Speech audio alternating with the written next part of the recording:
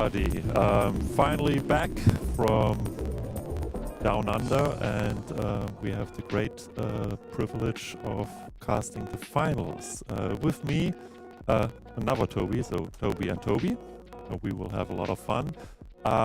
Maybe for those who are just joining in or have not heard what we did last 5 days, something around that. This is the Academic Esports World Tournament Sydney 2026, and we had 8 universities competing in academic challenges, like a business challenge, like a game jam, and just recently, like 2 hours ago, the academic debate, and also League of Legends, Rocket League, and Valorant. And I have to say, the debate was quite heated, not only from the standings. I think a lot of turnaround, but you were in the finals in the debate. Yes, me and my team, we made it to the finals in the debate. We had a lot of fun. In the morning, we were the first team, and we thought we were prepared well enough. We wanted to get some extra points to climb those ranks, and we actually did. With the outcome, we are quite happy about, given the standings of the last day. I have to say that I was very impressed by Sydney's performance in the finals of the debate. I must admit that I would have enjoyed winning, but I agree that Sydney deserved to take it home as well. For me, it was my first debate, and I guess I'll consider it in the future as well, because it was just fun to have or to take a viewpoint that you are usually not having and still have to argue for it. I believe that that's also the academic challenge where I learned the most for myself and of myself. No, it was fascinating. I mean, I was only the host of the event or the timekeeper, but I was listening into the judges talking about that.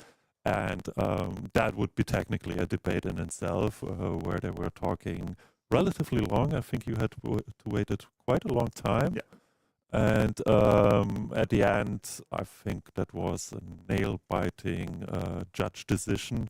But yeah, I mean, it was fascinating to observe how different the people are approaching it, and especially throughout the time, how the standings were switching around, and that at the very end, like, are we in the finals or are we not? Are we place 7, place 8? I have to say, I asked ChatGPT yesterday. I gave him all the data. How many teams are technically, theoretically possible to get into the finals? It was 7 out of 8. I don't know how the percentage was, like if it was 0.001, but there was one constellation where the 7th would have made it into the finals. And after yesterday, that would have been us. I guess that would have been a lovely scenario. But I feel like that the finalists today, Eindhoven and Sydney, deserve to be in the finals. They've shown over the last few days perseverance in many different games and academic challenges. Yet to see the other academic challenges because I had no time. But what I can say from gameplay, it was very impressive on what level they play and how they communicate and work as a team towards a common goal in disciplines where not everybody is an expert or a semi-pro or former world champion. So that was also nice to see, and it was aesthetic in some of the game. Like, we had really close rallies in Valorant yesterday. Eindhoven almost took a game off of Sydney. So that would have been fun as well to see the full length of the best of 3. But overall, I'm quite curious about what we're going to see from them now in the finals in Teamfight Tactics. Oh yeah, and that is something where I'm really looking forward for Teamfight Tactics. You will shortly introduce it, but I want to just explain why that game was chosen. Because with Teamfight Tactics, we have I would say an academic esports title. It has strategic thinking, it has communication, it has all the adaptation rates, and also it's not always about the idea if you're clicking faster than the others, so that element is a little bit less than the other games, but the complexity behind it is extremely crazy.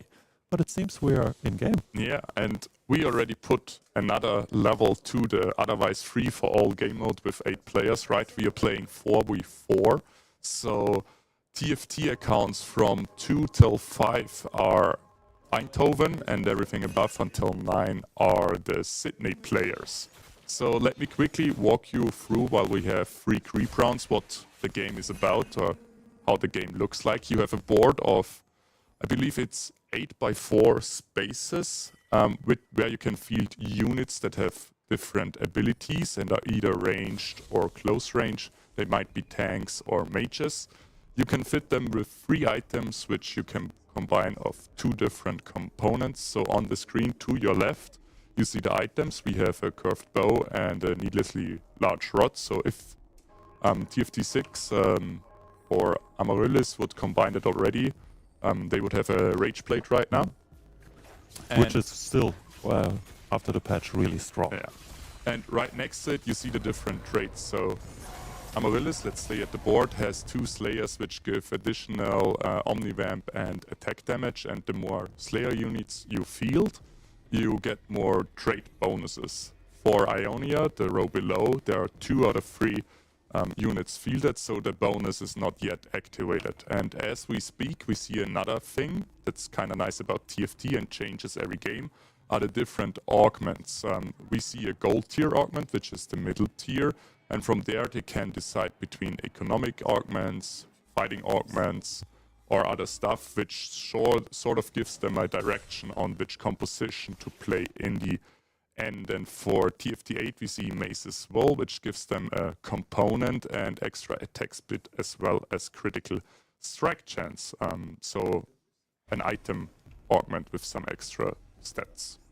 Yeah, and the interesting part how we are playing, it is a 4v4, so behind that is the idea that they are playing as a team, but in TFT you are not playing against team, but you could play against your teammate. So suddenly you have this strategic element where you have to think, okay, do I lose against my teammate in order to push him or her, and that way to get your ranking up.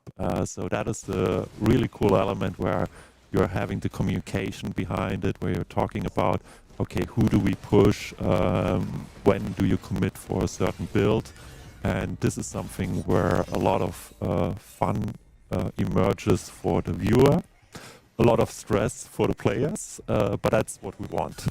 Yeah, and that leaves some room for speculation, especially because every player sees a potential next fight to the right, where you see all the player icons and the respective health bars of the players. So that's one more mechanic to look out for.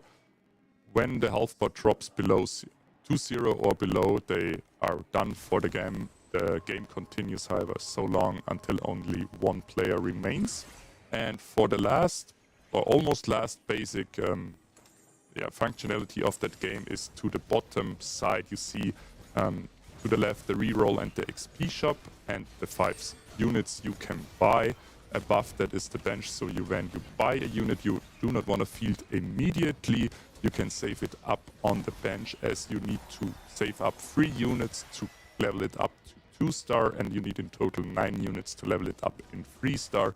And in theory we might see that today with some augments you can also get a level or a 1-star or 1-cost or 2-cost unit even to 4-star, but I'm getting ahead of myself.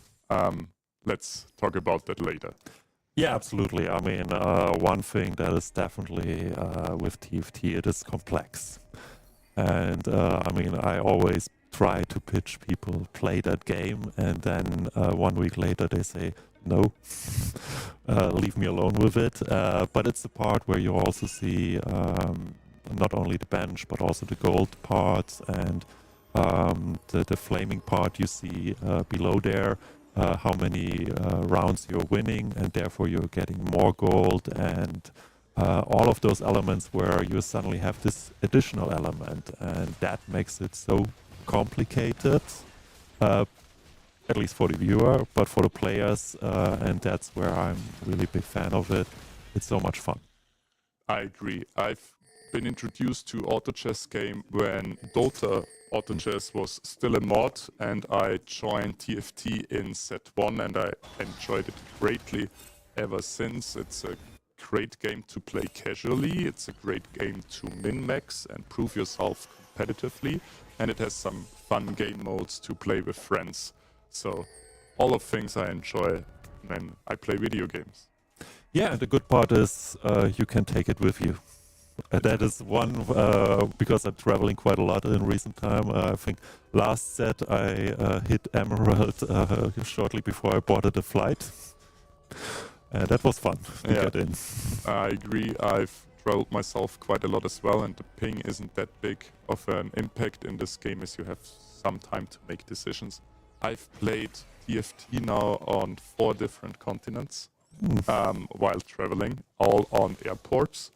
I wouldn't say my track record is too good, but I've got 2nd in Vienna and 1st in the US.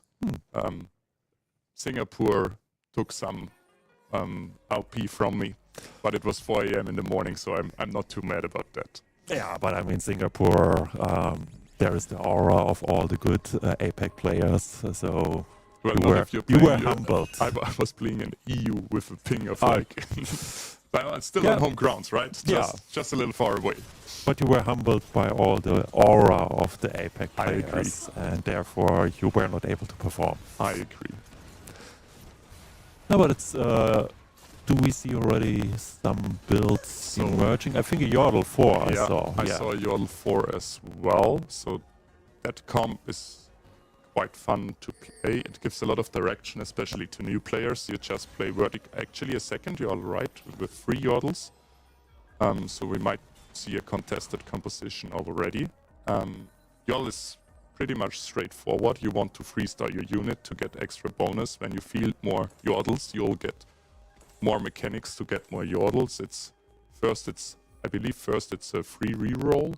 Or a unit in every you shop. get a unit in every shop, Then you get a free reroll, and with 8 you get a bonus loot every round after every player combat. So it's definitely worth to think about fielding as many Yordles as you can. And that's something where I'm really curious how much Yordle we will see, because especially with the first one where you are getting a Yordle, and especially then with the free reroll, it also builds up to switch from Yordle. Especially in the last patch, a lot of Yordles were played, and then like at the end nobody was playing Yordle anymore. But it seems that in the new patch Yordle gets returned. Yeah, and I believe Yordle in every set that I've played was always the comp players played in the beginning to get into the set, because it was straightforward on your own board and you can explore all the other people and players what they are playing. But I'm a little bit overwhelmed by this set in particular. It went a little bit back to the roots, right? We don't have that much fancy stuff going on visually, except for new arenas and player characters. But we've extended the champion pool from 60 champions to 100, and that opens up a whole nother door and a whole nother dimension of complexity. Yeah, and that is something where with the element of unlockable heroes, a lot of complexity is added to it, and you might see quite early where they are going, but at the same time, and I think with 4 versus 4, I'm curious if people are using it against them. So I might unlock a certain character to just block you. So that's what I'm wishing for, that someone is saying, yeah, okay, they unlock a couple Yordles like Poppy or so, and then say, okay, we contest that. Yeah, so right now we are a little zoomed in, because I guess they played a circus arena, and that has like a tent over it, so it kind of screws our view, but we still be able to see Demacia Defender with some items slammed on the sonar in the bottom right. It's quite a comp that's easy to follow. You just, if player number 3, Steven42, goes through with Demacia, he will eventually unlock the Galio when he has 11 levels. Yeah, 11. 11 yeah. levels of Demacia units. So I guess the arenas are fixed after the first game, but for now we saw that Drink lost his win streak. Ooh, prismatics. Oh. And he instantly goes for the... I'm not sure what I think about those prismatics. Where you say, I don't care, just give me a little bit of gold and you decide what to pick for me. This time it was Pandora's items, giving him a radiant item. Yeah, it is the part where I always have the feeling that it always gets the worst one. And if I would get Pandora's, I have to wait like 5 rounds to get actually something that is useful. Yeah, but Pandora's is, in my opinion, so unsatisfying if you get the radiant item you want on the first try. Yeah. Because then it leaves like, I wanted that. Okay, thanks, I guess. Now I need more items, because as we see, right now Pandora's items for Drink isn't actually giving him any value. Or maybe because he's already thinking that he has the best in-slot items, then that's just nice. Yeah, but also with Bilgewater, I would have been hesitant because you are getting additional items, because Bilgewater has his own shop, his additional shop, where you're collecting silver serpents, and that can give you a lot of push in the beginning. And I saw, and that's maybe a question to you as well, Fizz seems quite imbalanced now. So yeah, I've yet to try Bilgewater myself, but I've played Yordle quite a lot. As I said, it's always nice to get into a new set, and it's at some point always contested, because there's always one other Bilgewater player, and it kind of screws up my whole line of sight. I guess in both scenarios, for Bilgewater and Yordle, you kind of want that Fizz, especially when you're a Yordle player and you don't get a lot of needlessly large rods to build those 2 Rabadon's caps to unlock the Vega. You're in need of a carry, and I agree, or I think Fizz's pathfinding is every time what I need him to do, every time going into the backline, doing barely enough damage to take out the backline. So a Yordle who is definitely doing his job. No, absolutely, and every time that Yordle jumps in the backline, I'm praying that he's not killing my items, because I always get a feeling he goes to my carrier every time, whatever I'm building. Yeah. So now we are in the carousel, and we've skipped it in the stage 2, but here the lowest 2 health players are allowed to go first and pick a unit and an item. So for Gastropod Lava 26, that was an ambassador with a spatula, which opens up another new field or another new dimension to the level of complexity. As with a spatula, you can, and another component, you can create a regional trait. So I think, no, if we can go to Gastropod Lava is player number 5. We might be able to identify which, not icon, what is it called? What he's selecting? Trait item. Trait item. Trait item. Yeah. So yeah. he might be going for Noxus 10. I mean, that would be interesting, especially if we are getting some builds like that. For those people who are not playing that much, if you go like quickly to 10, you will win technically. And that is also something for those who might wonder, okay, what the numbers are on the side. You said it, but at the same time, yes, that's TFT 4. That's heart infarct. He might lose a lot, but he is lose streaking, and that means he gets a lot of more money, and that is a gamble, that is a risk you're taking to get a build that is functioning quite well. So currently it is that you're trying to push as quickly as possible to find a stable build.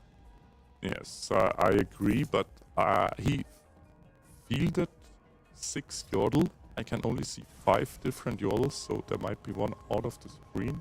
Is there 2 Teemos on the board? And the Tristana. On the yeah. bottom right, yeah, because we zoomed in so much. Yeah. Well, and what I see myself always with what is tricky with Yordle is that when you're contested or other players play your units, you neither get a unit to level 3, which Yep. is also based on chance with the shop. So you never get the extra bonus stats. Then you invest a lot in rolling down, and you're never able to get that extra loot through Yordle 8 or unlock the stronger cost units for Yordle, Yeah. like the 6, like the Vega. Yeah, and it just looked like when we looked at the items, he's not well equipped for the Vega. But yeah, we see Jarvan free. That's nice. Quick. Maybe do you think Steven 42 rolled for the Jarvan, or was that just I mean, he has Prismatic Ticket, right? And Raining Gold, so he has a lot of money to put towards it without losing that much of economy, because there are, of course, in such a game, you have to consider your finances as well, and in the bottom middle, you get, well, for every 10 gold, you get 1 extra gold after each round, so you want to get those thresholds and save up money to either level or reroll the shop to get your units. Depending on the level, you'll have a higher chance to hit the 5 cost, like 1% chance for drink, but I would be surprised if they would actually go for Annie this early, especially because Annie at full strength with the Tibbers, her teddy bear, takes up 2 spaces and would be a very early invest, especially without other Arcanists. Yeah, but also with Bilgewater build 7 right now, that means he's getting a lot of Silver Serpents. So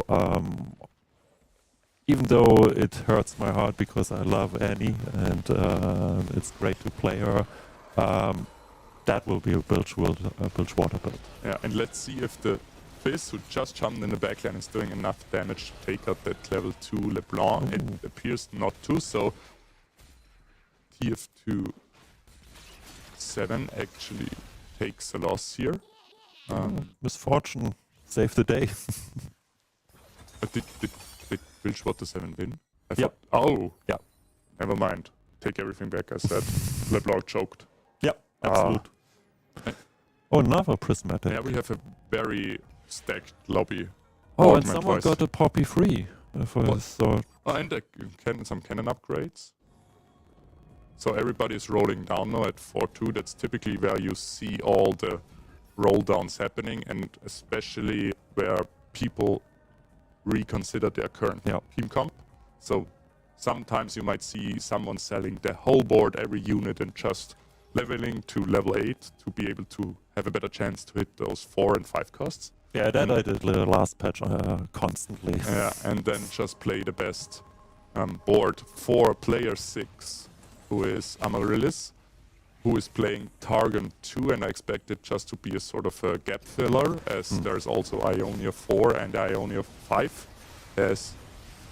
Every time it's something different. This time it's attack damage and AP.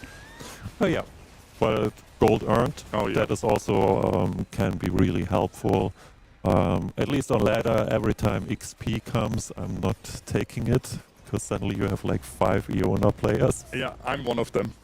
Count me in. I'm gonna flip it. Oh, Wukong. Wukong with Bilgewater. That's interesting. I guess that's an early edition. It gives the Bruiser, and it's a 2-star 4 cost, giving a lot of frontline, especially as the Nautilus is still level 1, and Ilaoi isn't that strong of a unit that late into the game. And Fizz needs someone to tank for him, otherwise he just pops. Yeah, that's a good part which we can go into it as well. You have the front line, which in that case, all of them are tanks. That means they can tank a lot of damage and keep the backline in that case free, and the backline can then do damage. But you also have attack fighters that can be in the front line, and it is that part that is sometimes really hard to find a build where you say, okay, that works and I stay alive a long time. And now we're already getting very early into the game into a very low level health area, like player Gastropod Lava 26 as well as Hard Infarct are approaching one last life. Depending on how many units live and how many player damage is dealt, that might have already been enough to lose them the game and go 7th and 8th. So that's something they don't want to happen. They want to live as long, maybe take a 7th and a 6th to get those extra points in the 4v4. However, we just unlocked somebody just unlocked the Galio we talked earlier about, and now we see Yordle 8. Yordle 8, yeah. Which needs some more time to scale, right? Because there's only Poppy 3 with no tank items. And I guess he also unlocked the Veigar, which is nice, but if he itemizes Teemo, he doesn't quite think that Veigar 1... Oh no, Veigar 1 is itemized as well. Then the issue I see is that there are no tank items. There is no Sunfire Burn for anti-heal, but no Morello, and there's no Ionia Spark or to reduce magic damage. Yeah, and also he is fighting against another Yordle 8, if I see that correctly. But the star levels are not as well, and the Fizz on the enemy team dies, so Hard Infarct should be able to take it home. Very close game. Very close. You don't want that to be that close, but it gives him some briefing time. Yeah, but Gastropod Lover is on his last life. That's a close one. Barely hanging on. So now Gastropod Lover wants to win at least. He needs to win one more fight. Yep. Then he gets one extra round against the Raptors to invest more money, to improve his port, to maybe take a spot or more up the ranks. But right now it's not looking too nice. However, I mean the characters are not bad, but the items are horrible. Yeah, I agree. Like, I mean, I guess the Ambassador items are fine. It would just have been nice to have a third item on her. And there are some upgrades missing. So we are zoomed in quite closely now, and we hope the Gastropod Lover sees another round, but it seems very decisive. A 2-star volley bear. And running around. One Nasus already, so we see Shurima, at least Shurima 2 on the other side, and now there's only the... Also, Steven 42, no, Hard Infarct dropped out. Okay, so then we have 2 Eindhoven players dropping out. Before stage 5, so we want... Well, Eindhoven needs to have Wang C, number 2, and Steven 42 to take place 1 and 2 to be able to take home the first game. Otherwise, through the point system, we'll see Sydney take home the first game and equalizing the standings to 1-1. So we will see at least 2 more games if that happens. Yeah, and I think we have not talked about it, but Eindhoven goes with a 1-0 lead because they were in the standings the first one, and that gives them at least 1 win because they won at least the normal games. And yeah, for the standings, I mean, at the moment, it's a high-risk game now. If the other Eindhoven players are failing, it could be quickly a UNSW win. But it's quite interesting if you look, the 3 first ones are above 60 points, and the 9, which one? Slick. Slick is probably the next one on. But I guess Slick is now getting a briefer. He doesn't have too much of money, but Yordle is not contested anymore, so they might be able to pick up another 3-star unit, but we need more time for that. What I'm very curious about is that Amaryllis already plays Ionia 7 with a set, which is a very strong board.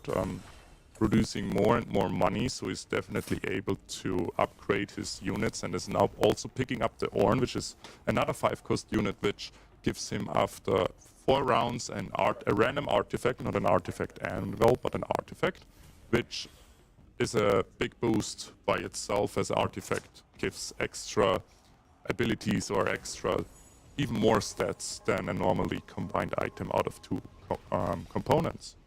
Yeah, and also if he gets items in itself, it has a stronger than normal times. And yeah, especially Set seems to have the right items, so that could be strong. But I see also Shyvana, which is at least for me always an annoying hero. Yeah. Right now, Wukong 2 is carrying the game together with Set, but that's a bummer. Yeah. So Wukong, when he dies, he has the ability to turn into stone, tanking some more damage, but because TFT, no, Twisted Fates, not TFT, my bad, ability pierces or throws card piercing through enemy champions, and he was aiming at Wukong. Set got picked up, and there was nobody else to deal damage. Yeah. So a very close game. What I also want to talk about is that as we only have 2 more Eindhoven players in the game, it might be that they face each other, and that's something they want to avoid for as long as possible, because no matter the outcome, they'll take some lives of each other, and they need them drastic. They are very important, because if one of them is not getting, or both need to get 1 and 2 at this point to have a realistic chance. Yes, and that's the part where, at least for the observer, it becomes quite interesting. But in the communication, they are probably like, okay, what do we do? Should I put something down? But then I might fight against a UNSW player, and suddenly that helps them. But now we saw a UNSW player knocking out one of his teammates, which was basically the same, because 9 and 7 were both the lowest health rated players, meaning that they, there was no way they could have removed items or moved units, but regardless of the outcome, one of them would have had to leave the lobby. And then you also need to make the decision making, who has the stronger board. Maybe somebody, in this case, match fixes the fight and throws the fight to give the other player a better chance. That's also when it comes to how many gold do you have left. Can you still level up? Are you at the top level of your board, or are there any upgrades that you're likely to hit? Yeah, that's the interesting part, where suddenly a lot of strategic ideas are coming in, where you say, okay, we sacrifice someone because you are stronger. Yeah, and now we saw player 9 Slick doing something I call donkey rolling. I don't know if that's the right term to do it, but if you always roll down to 0 gold in the hopes that you get an upgrade, and he has 7 Vegas, so he only needs 2 more to have a 3-star 4 cost, and he's also 1 short of an upgrade at 6. So I totally understand why he's doing it, especially if he loses 1 more fight, he loses the game. And then there is way more hope for Eindhoven to get place 1 and 2 with player number 3, Steven 42, win streaking in the end of stage 5 with 72 HP. But as it appears, Drink kicks out Slick, and we are in the top 4 now. Yeah, top 4 with 2 Eindhoven and 2 Sydney players. But Wang Zi has only 4 HP left, so he's also on his last life. Yeah, and I see just popping up a Tam Kench 2-star, and there, with the randomized targeting, it could be game-changing. If so, Tam Kench is eating the opponent at some point, and if that is the tank, suddenly your whole first line can disappear. Yeah, and also on Amaryllis' board, we just saw the set 2 upgrade. So this board is almost maxed out. And there might be a Garen 2 or some other 5 cost to put in there, but other than that, we'll see not really more. Now we are on Wang's Esports, so he needs to win the fight. He has the Yunara 2, playing Ionia 5, which makes sense with the path they're taking. The front line is holding up quite well, but Yunara is stacking up the attack speed, so only if as Set is back on the board, we see Yunara ranking up more and more damage, and I believe that Yunara takes home this fight with the help of Set quite clearly. And if we look at the damage graph of that fight, I guess Yunara was the only one that did something this game. So at the bottom left, the little X icon. Yeah, perfect. Yeah, I mean, Set on both sides.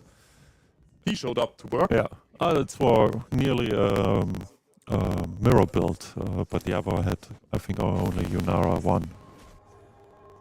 So in the meantime, Steven 42 lost his win streak. He's down to 60 HP. and all 4 live to see stage 6. So 1 more item, a little bit more gold, and a stacked bank. Or bench, sorry. If a good couple of items, or Shivana 2 is now there, that could the bigger elevate. issue I see here is that he's still only Yunara 1-star, yeah. and he doesn't hit the Kindred, who rolled very bad items onto the Thieves Clubs. Now it's there's Yunara 2. Yunara. You So, jinxed it. Yeah, no, cast the course the right way, right? So now he opened up the item anvil, and I guess he might want to pick up. I don't know if he had any anti-heal, but maybe he'll pick up another item. He'll know what to do. In the meantime, we see the Master 7, who will get support by a Galdio 2-star in a bit, who counts towards the trade and then jumps down from heaven, supporting his team, which, in my opinion, is a very nice function or feature this time of the patch. But with Set and the Yunara 2-star, Steven 2 has to pick up something his sleeve, and Wang Si picks up 4th, loses to, I think it was Amaryllis, who is still yet to upgrade Garen 2. And right now we know that Eindhoven won't win the first game anymore, but we will still see how it plays out and which composition takes home game 1. Yeah, I think especially if Steven would win, it would still be a close game. That's But true. yeah, that is something where you sometimes get the awkward situation where at the final round the same team plays, and then what do you do in that moment? Well, you played out for us, so we can see what what comp they play, and to not shorten the finale. Because I love to watch TFT. It's my first time actually casting it, but it's already a great experience. And that was a very decisive win by Amaryllis against their teammate Drink. Not a lot of units died there on their side.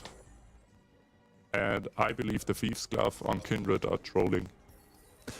Yeah, but it's also the part where if you have so many removers, you might also just trial and error. But yeah. But you can only swap the Thieves Gloves, right? The items don't re-roll. No, they don't. But yeah, you could. Who would you give it? Yeah, right. I mean, Tariq decided to pick up anti-heal twice. Yep. Apparently twice is better than once, although you only need it once. And I mean, the Bilgewater build, what upgrades other than in the Bilgewater shop could they get? Yeah, I mean, most items. How many Bilgewater items are there? I think every unit with Bilgewater items already died, so we might need to wait a few more seconds. If Sona is carrying that fight with 2 Archangels, because the 6 is ramping up attack speed and barely gets the fight. Whew, that was a close one. I didn't look. Yeah, I think there were 2 items, but didn't see which one. So there is one. There's the Yumi flying up and down to pick up another Revenant. And I guess. So, question to you: are you picking Spatulas at that round? I'm always like, I don't have items, and I will not see. Actually, usually I'm left with 1 item, so 1 component. So if I can somehow, if I have an item that, a component that gives me 1 more trade, let's say here, I guess Juggernaut is a bad example, because it doesn't really give any value, and you cannot craft it. So I would pick up to create Arcanist or maybe even Yordle. Just if I have a 3-star unit to get those extra stacks, it would have make sense to put it on the Jarvan in the front row. But usually I'm missing an anti-heal item or an armor reduction item. And as we see Tam Kench devouring the Wukong. Oh no, Garen, my bad. Steven is bleeding a lot of health. So we might even see a top 2 from UNSW. However, now Amaryllis faces Drink, so they might take each other out, or Amaryllis might take out Drink. Depending if it's a mirror matchup, not a mirror matchup, a ghost fight, right? Ghost fight, yeah. we have uneven players, so one player has the fun to play against a non-player board, which deals less damage and isn't as strong as the main board. However, we saw some units getting down, so Yunara 2, Set 2 get off the board, which means that they've made They a want nice to keep decision. him alive. Yeah. The question is if the board is weak enough to actually do that, but I guess Bilgewater takes home the fight and Tam Kench slurps on the Wukong. This time not the Garen. Yeah, absolutely. I think they probably just want to have Kindred 2-star and see what happens there. So now, he pushed level 10. So even more units. On to the left, we see a lot of those orange kind of traits, which usually are traits from 5-cost units, which are inherently much more stronger, harder to get. But here, Amaryllis has almost all of the 5-cost units on level 2, only the fill sticks. But given that they will get more money this round against the Elder Drake, they will probably pick up another upgrade or two.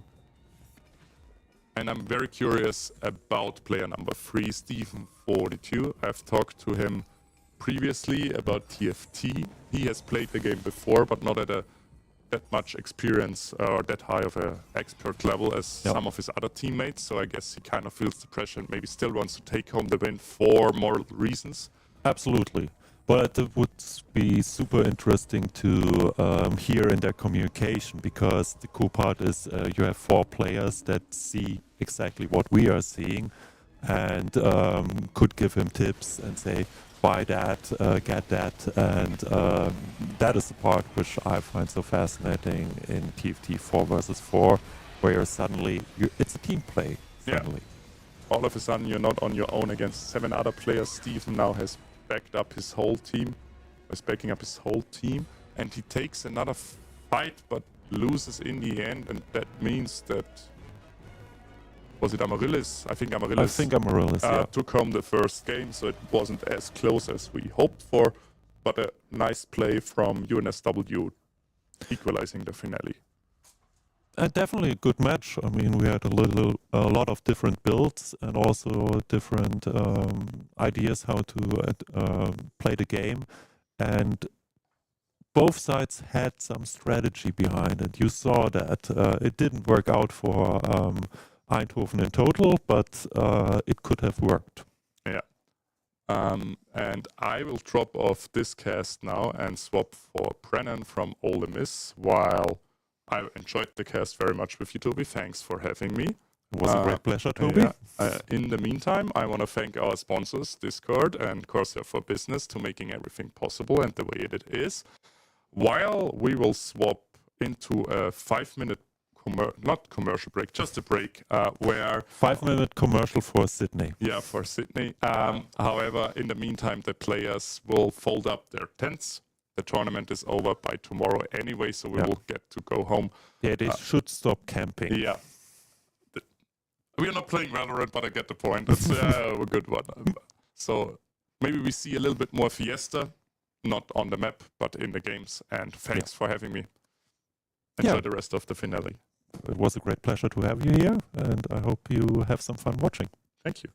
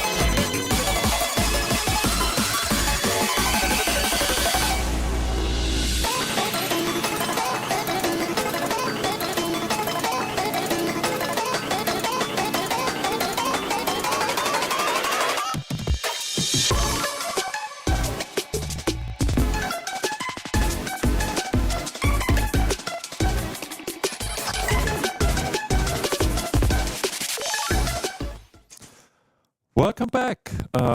Short break. We had to remove some tents and stop the camping, but I have a new colleague here from Ole, Mississippi. Yep. I heard that you guys were low elo on the desk, so as a Masters TFT player, I've inserted myself into the cast. Now the flex thing. I mean, I'm just an Emerald player, but I have a side job. I mean, my team didn't make it, so I can't really flex that much, you know. Yeah, I mean, you're sadly faculty, so Yeah, you cannot true, I play. can't even play It's anyway. the same for me, but it's We great would've to won. have you We here. would've won. We would have won. Yes. Maybe at some point we do a one-on-one. And make our own school, and then we'll compete Yeah. next year. Yeah, that sounds like a plan. But how are you? How was it? Doing good. Game Yeah. one was good. Had a fun time explaining TFT to a lot of the people in the crowd. I think UNSW is probably the favorites with multiple challenger players in the past, but it's a competitive game. I saw that Eindhoven went down in 7th and 8th. Thought the game would be a bit over, and then UNSW had a couple players drop. Eindhoven almost came back and got 4th place and was mathematically eliminated. But looks like we're already getting into game 2 with first augment being prismatic, so that'll be pretty interesting. Oh, absolutely. I mean, last match we had 2 prismatic augments, and now we are starting back with prismatic. I mean, Yeah, it'll be pretty interesting because early prismatic, most people are going to go for economy or level up augments. So usually for the first augment for TFT, you want something that's going to give you money, more gold, more XP, more resources to work with, and then maybe if you get items, that's okay. But if you get something like more combat, then that usually won't be that good. And honestly, depending, because we do have a lot of skilled players here, that can have a lot of impact on, what augment they decide to go with on 2-1. yeah, absolutely. I mean, especially with skilled players, you can easily scale with a good econ at the beginning. And with the current meta still with max level 9, it's the best thing you can do. Production getting to have more fun with more buggy boards, but already see a 2-star Ionia for Shen, so that's already a good start. Looks like we do have someone picked up an early Echo, maybe leaning towards Echo reroll with Zon, which just got buffed on the new patch, which was terrible before. Yeah. Now it's actually pickable, so Yeah, now Zon is dominating the statistics quite a lot, but it's the part where it's quite interesting to see how also it's difficult for the developers to balance such a game, Yeah. especially with all the nerds who are trying to find the sneaky peaks. that's me. You're Yeah. talking about me right now. Again, part of the interesting thing of because the new patch dropped basically when the tournament started a week ago, and some people have been playing TFT a ton, like myself, and then some people haven't really gotten a chance to play TFT because they've been focusing on the academics or other esports. So maybe some players won't even realize that Zon is a very strong opener now because before it was so terrible. As it looks like player 3 is trying to make econ here, and 2-1, no econ. We go next No game. econ. Let's see, got some interesting Oh. options. Looks like Deadlier Caps would be interesting if we have a bit of Yordles, which is what they actually decide to go for. So looks like you can go Rabadons, maybe some of Void Staff on an AP carry. No Yordles is pretty interesting. Yep, it does give bonus AP. And looks like that person has already looks to be setting up for Yordles itself. So, with Yordles, with Death Cap, you're going to want to build 2 of those, so they're going to need more rods. Hopefully, eventually get a Vigar and just play 8 Yordles. It's a comp that doesn't necessarily win out as much, but definitely should be good for top 4. And again, a lot of the actual strategy behind 4v4 TFT is just trying to secure placements. You don't need to win the lobby, but you just need to try not to go 7th or 8th. Yeah, that's the interesting part where you need to have the points and then you can still win. And it's quite interesting to see where, especially with Yordle, you can re-roll into something else and still have a good board. Correct. So it looks like player number 9 took the Slick. one that goes, yep, it looks like they're going to go early couple 4 costs. So expect that player to be streaking early because, again, they'll just have more valuable units. Player they just fought had Shimmer Scale, so again, the priority on econ, which is pretty good. And then I'm actually not sure, is that, expected unexpectedness, that's what that one is. I'm trying to remember all the actual names other than just what they do. Yeah, so I mean, I'm relying on the master player it's because okay, I'll carry this one. Yeah, so Yeah. expected unexpectedness. So if you talk to bad TFT players like myself, they will say that TFT is a game about RNG, and that augment is actually just straight RNG, where you roll a few dice, and then depending on what the result is, you will get stats, you'll get a ton of money, you'll get something not so great. So looks like they high rolled pretty hard. Looks like someone actually got the one that gives multiple emblems, which is pretty interesting because emblems actually just got buffed on this patch. Yep. So before, emblems were really bad. If you got emblems, they didn't really do anything. On the most recent patch, emblems are very strong, and honestly, that's probably one of the most skill expressive ways to actually play the game, because most of the current meta comps don't necessarily account for having emblems. But if you have a ton of emblems, like Player 6 does, then you know, if you're able to play around that and, you know, really express your skill, you're likely going to cap out harder than most of the other players. Yeah, absolutely, and that is quite a stark difference from the last patch, where nobody was even looking at a spatula in this carousel, and now it is highly competitive, and it can be helpful, and that is something where you can also get a relatively early a good build. Exactly, and you can even see with the Bilgewater core, you have Quick Striker there to pair with the TF. Bilgewater and Noxus pair off each other very well, so you might be able to throw in 3 Noxus here shortly, something like that. And it looks like already have some pretty decent built-in synergy there. Let's see. So this is the person earlier that got early Rabadons, and then one of them, Noxus Quick Striker, and then the other one is this Rob. Or is that long shot? That's long shot. Long shot, yeah. So it'll be interesting to see what they decide to pair with that, because Bilgewater doesn't have any long shots. Noxus also doesn't have any long shots, so it'll be interesting to see what they decide to pair their, you know, with their emblem. You want to get value out of emblems, right? Emblems are really good if you can use them. If you can't use them, then they're kind of useless. Yeah, so when I play. I mean, you said it. I didn't say anything.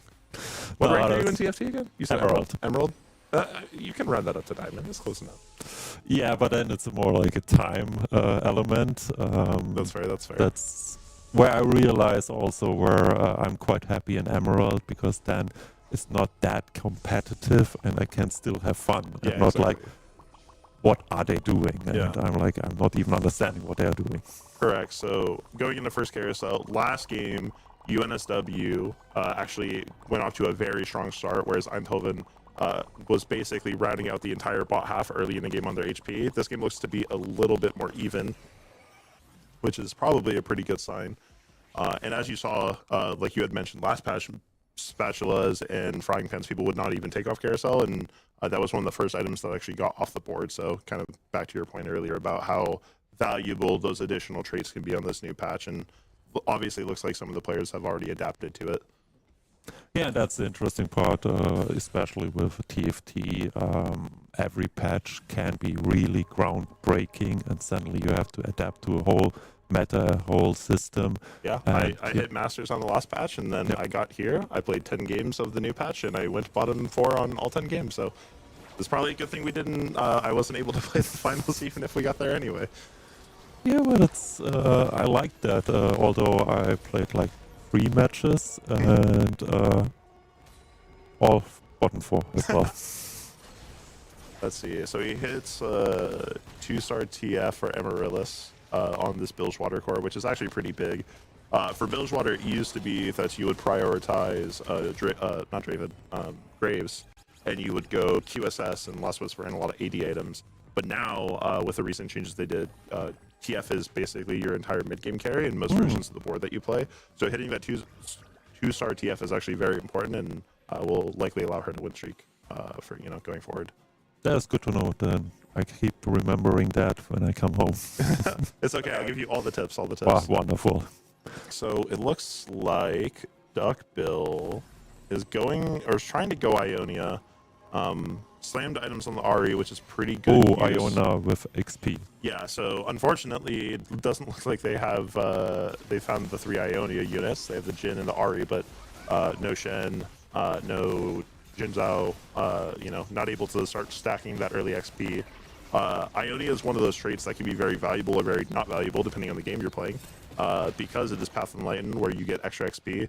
The stats are nice too, but really people care about, again, early in the game, you want things that are going to give you XP and gold. So, you know, kind of surprised that, you know, more people aren't actually just, you know, playing early Ionia to try to get that XP going. But But I think that's a good sign that there is a good communication happening. Right, where, because you don't want to contest each other. yeah, at least with the one team, we're saying you're our Ionia player and we have to push you. And True. And if I'm that person that only has 2 Ionias and I see my teammate has a 2-star Shen, I'm yelling at them to sell it.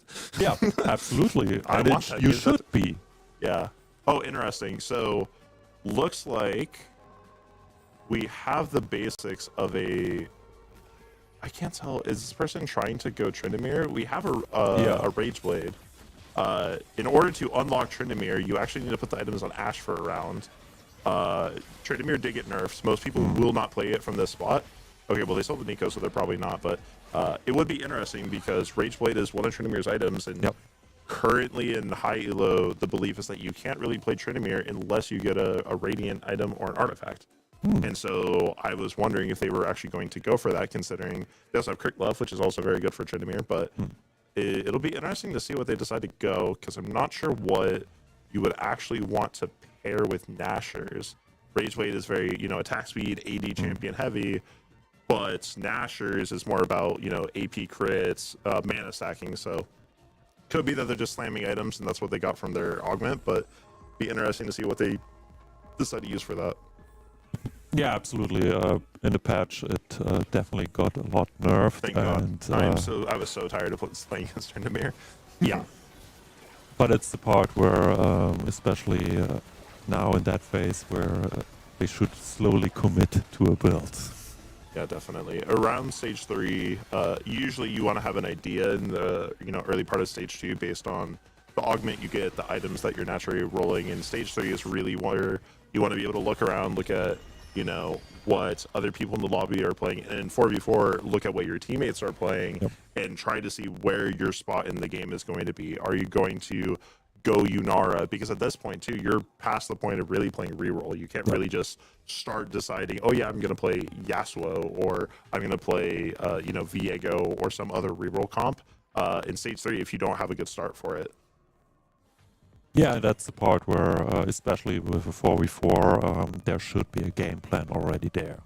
So looks like Gastropod picked up Titanic Titan. So this is actually a really interesting augment for the purposes of the tournament, right? At the end of the day, when you're playing at home, you care a lot about LP. So most of the time, you're just going to play for first if you can, and then if you can't, you're going to play for fourth. But within the context of this tournament, where placements are literally all that matters, and each one matters a lot more, it's actually really nice to have something that says, hey, I'm going to get 25 more HP. That's always going to be valuable, because you don't have to worry about winning or losing or what your LP is. You're just trying to squeeze out more placements than the other people in your lobby, especially on the other team. So 25 HP later in the game, that's a fight or two. That could be the difference of winning or losing an entire game in the series.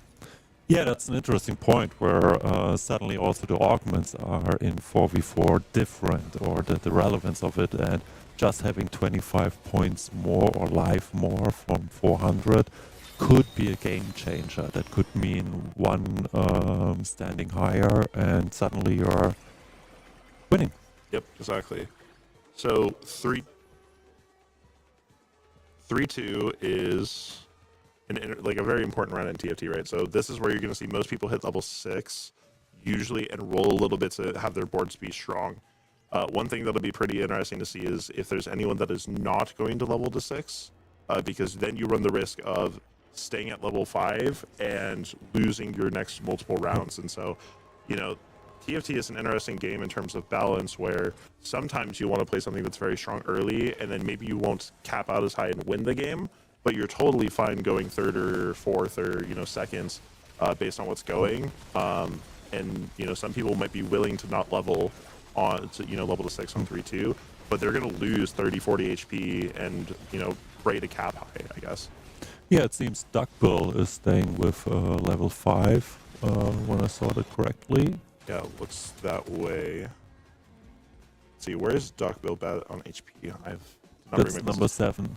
Yeah, so that's 73 HP. So it'll be really interesting to see kind of what their streak looks like. If they're going to stay at level 5, and they're the only person in the lobby to stay at level 5 right now, are they going to bleed a ton of HP? And do they have a plan that's going to make it worth it? For losing that much health, that's probably going to happen over here in the next few rounds. Yeah, depending on the Character he picked, probably not X-Star. Yeah, probably not.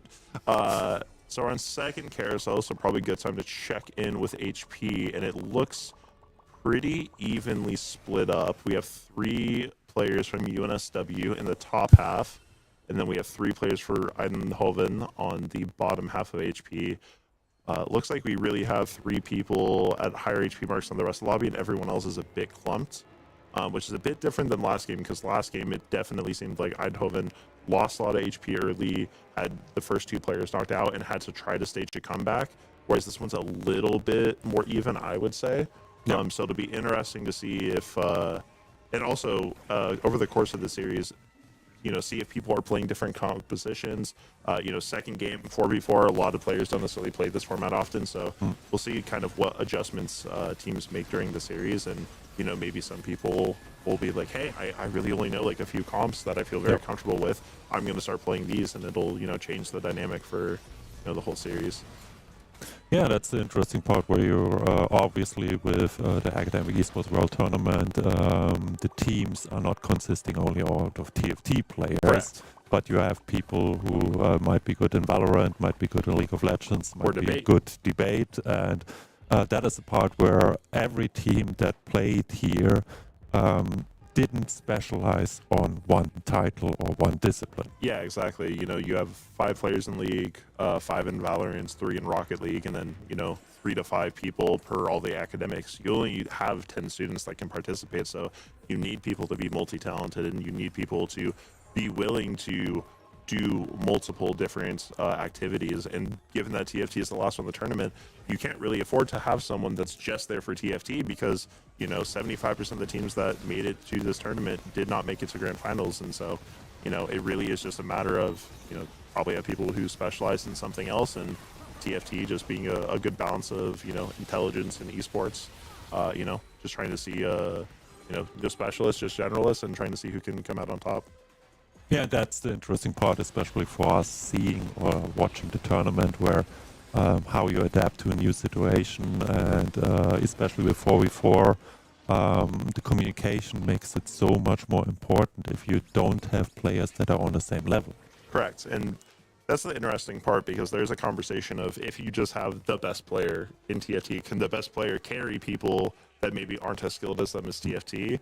My team actually was practicing against Eindhoven, and I think the answer, honestly, to that is no. I think it is, when you have all the stuff going on and all the things that you're trying to focus on your own game, it is really hard to try and just carry the people around you. So everyone individually does need to contribute, not necessarily an even amount, but they need to be able to contribute on their own in order for your team to be successful.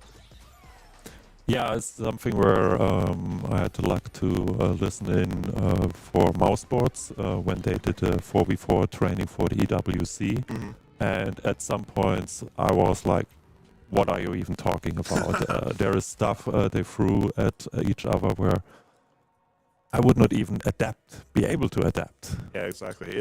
And that's the interesting part about TFT, right? The things that you consider, and it's a game about RNG and mitigating the randomness of it where you can, but there is a certain skill in being able to consider all the variables, right?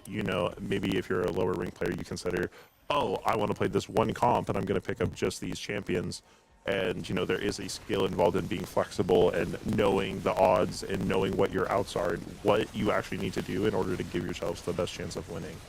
Looks like we're coming up on 4-2 now, which is another really important round. Probably going to see most of the lobby level up to 8 if they haven't already, and really aggressively spend their gold to try to get, try to make sure that their board is pretty strong for the rest of stage 4. The really important thing too is stage 4 and beginning of stage 5 is when you're going to start seeing people get knocked out, assuming that's not completely even. And obviously, no one wants to be the first person knocked out. If you're only giving your team 1 point, it's putting them in a really, really difficult spot. And, your teammate is going to have to win the lobby to balance you out to the average. Yeah, and suddenly you have this whole mental stress adding to everything else. And that's something where you're doing arrows. And maybe what I always have when I'm doing arrows, I roll and the right character comes, and then I re-roll again. Yeah, it'll be interesting to see because I think there probably is some benefit if you're in the lobby. Because in theory, you don't want to completely break your econ. You want to save 20 gold and 30 gold or something like that because it compounds. But there is value if you're if you're a player that is on the lower end. Maybe you're trying to play for your 6 or 7 instead of going 8th. So it'll be interesting to see how the players decide that, as I didn't even realize we had an Aphelios Bard reroll player in the lobby. I actually think that this comp is still very good, especially with all the changes other comps went through, that this comp is still very, very solid, because nothing about it really changed. It's pretty straightforward in terms of how to play, and a lot of the units are still really uncontested. You don't have a lot of Scion. Alawi is contested, but you're rolling so much. Shen, outside of some Ionia players, you're not really going to be fully contested on that unit. And it looks like Hardenfark? How you say it? Hardenfark. Can you tell that I am extremely American? Looks like he hit basically everything that he really wants, which is the upgraded 1-star frontline and then 2-star Aphelios. You're going to need a 3-star everything to really get that board unlocked. You're going to need to hit the 3-star Shen, which looks like they just did. Just did it. And hard to see. What's the opposite of caster curse? Because that's what I just did apparently. Caster buff. Caster buff. There we go. So it'll be pretty interesting because they hit all their upgrades. So you want to upgrade your 3 cheap tanks and your 2 backliners and get them all with that nice golden 3-star border, and that's exactly what happened. So, like we were talking earlier, and I was actually talking about this with some of the folks in the crowd. Just because you're down early in HP does not necessarily mean that you are in a weak spot. So, they're at 45 HP, and you might be like, oh my goodness, like they might end up losing. But as you can kind of tell, Fizz, please stop. Fizz does Fizz stuff. Fizz, you're caster jinxing me. I was just about to say that it doesn't mean that you're going to keep losing, but it's going to be close. Wukong and Claude not taking any aggro, Alawi getting stuck. Oof, that's actually a really tragic loss because they were win streaking too. Yeah. So the point I was making that just got disproven is that, you are willing to, in some comps, lose HP early in order to potentially cap out later. And I think both teams really need to keep that in mind because you can't just play comps that want to spike early and play for 4th. You can have 1 or 2 people do that for sure, but you need at least one person that's going to go level 9, level 10, cap out with Ryzigs like we've seen in a lot of different competitive boards right now. Like, you need someone to win the lobby, because if you're not playing a comp that can win, you're just handing first place over to the enemy team, and that's not a good start. Yeah, and that is something where you have to think about it. I had some chats at the TFT Paris Open with players, although even old patch and stuff. They said just get 1 Void 10 and a Baron Nashor, and then you have a good chance to win. And that means you are sacrificing one guy that might not make it, but if it's worth it. If it's worth, It's actually really interesting too, because what I've noticed on this patch is that the cap is even higher. So again, anecdotally, but in past patch, if you hit 2-star Baron and you had 9 Void, you would just win the lobby. And I played not one but multiple lobbies on the same patch where someone hit 2-star Baron with 3 items and they finished bot 4. So that's the really interesting thing about this patch, and dealing with the stress of a tournament. I think inherently you're going to want to roll. Like you don't want to risk it and try to go level 9, level 10 if you're not totally sure, because that can be losing 3-4 placements, which makes a lot of sense that you don't want to do it. But in order to win the lobbies on the current patch, you need to, at bare minimum most games, hit level 9 and hit multiple 2-star 5 costs if you're going to actually get there. But how do you balance that, right? Because again, maybe you don't think that you can win for first, but it's still very valuable for your team if you finish 5th instead of 7th or 3rd instead of 5th. Yeah, and that's the mindset you are then switching from your normal grind to it is okay to be 5th. Yep, it is totally okay as long as your teammates can make up the slack, as Slick finally hits 2-star Kaisa in a really rough spot here, 1 short of Rift Herald, going to roll down to 0 or at least 10 most likely. The issue that you usually have with Void is that the Void units themselves are not super strong, right? You have Kaisa and Kog'Maw as a pairing there on the backline, which can be, really important and very helpful. But there's kind of the weird middle ground of 4 Void is strong, 6 Void is weak, and 9 Void wins you the game in most chances. So it'll be really interesting to see if Slick is going to tech in some other units, maybe a Tarek or a Swain, and drop down to 4 Void to try to get up to 9, because there's two real ways that you can play Void. You can try to hit 10 in the games where you get a ton of econ, get a lot of luck, and don't have to spend rolls. I don't think that this is going to be the game for it. And Slick is down to actually not even maybe, they're down to their last life. Yeah. So, you have one person from UNSW at 10 HP. You have one person from Eindhoven, sorry. my American is leaking too much. And they're fighting each other for 7th place, and one spot above the other person. That can be a difference if the game is going to be close. So I guarantee you, both those people are trying their hardest to play strongest boards. Maybe go to 9 here, for Slick, and really just try to fight for every single spot.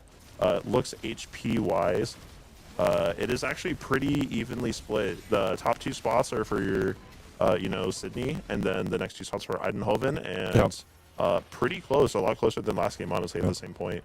But you dare see the impact of Titanic Titan. Yes. It's ridiculous where you suddenly have this buffer of health. Mm-hmm. And that's the thing, right, is 25 HP. I'm guarantee you last place, both of them would love 25 HP more right now. It would save them another placement or 2. Yeah, probably bottom 4. Yeah, probably. And so we're hitting stage 5. So stage 5 is usually when, if you have the economy, you're going to hit level 9 if you can. It will be pretty interesting. I don't think there's a person in this lobby outside of maybe the reroll Bard player that can win out the lobby, or even top 2 if you're not able to hit level 9. So for those players that are still at level 8, they're probably just playing for placements at this point. It'll be interesting to see who actually has the economy to cap out their board higher, as it looks like Slick is able to stay in the game. Yeah. Martin Farkt is also going to say, wow, we are going to have really close game towards the end. Gastropod Lover? I got to talk to the Europeans about these names, man.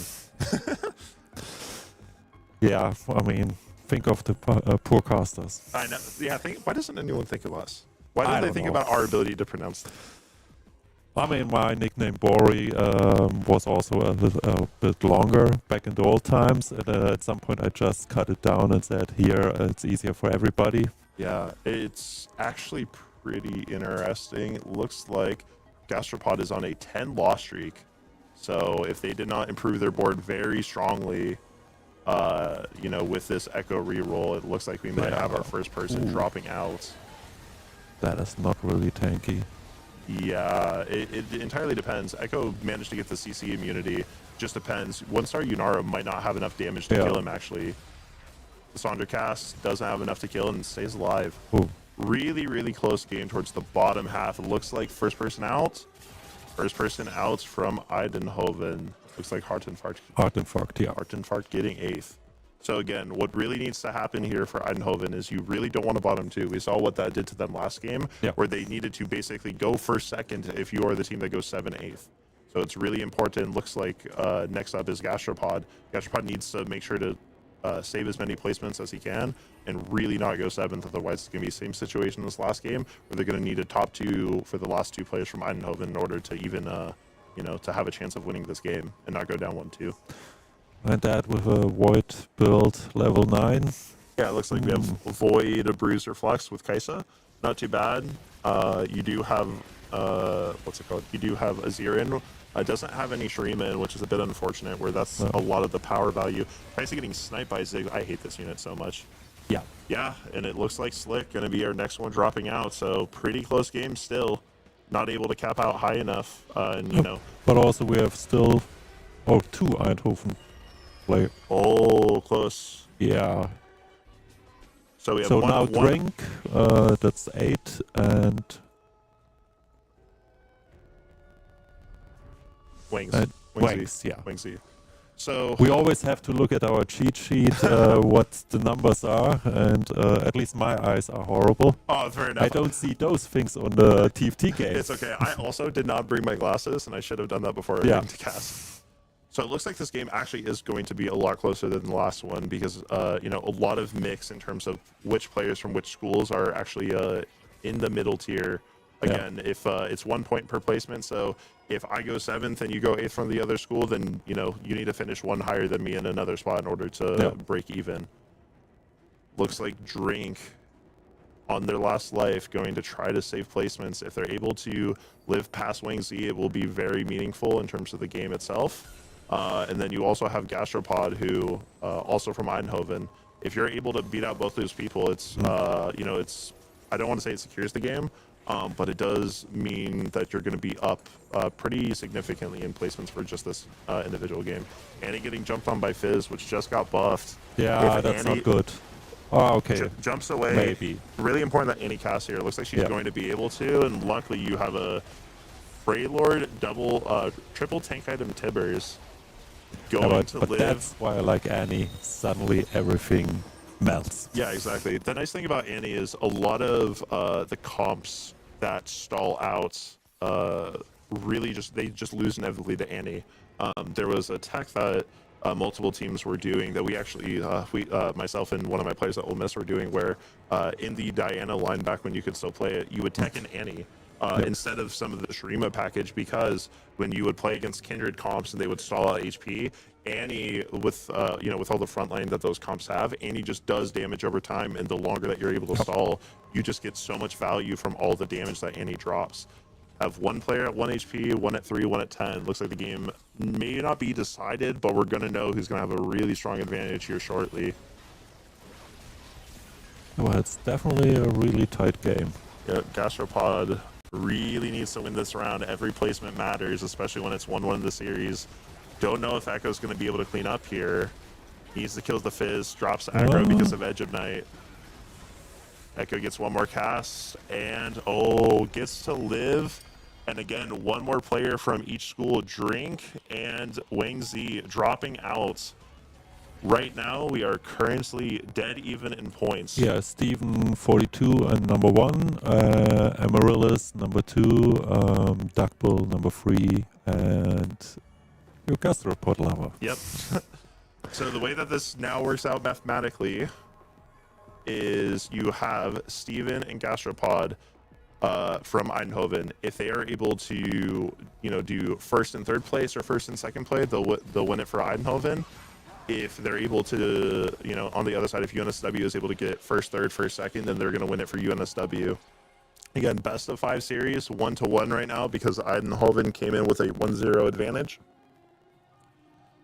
All eyes should be on Gastropod to see if they are able to stay alive. If they drop out, then Eindhoven is in a pretty rough spot where it looks like Steven 42 is going to have to win the lobby in order to win the game for Eindhoven, because tiebreak, at that point, points would be tied, and tied goes to whatever player gets first place for the school. Yeah.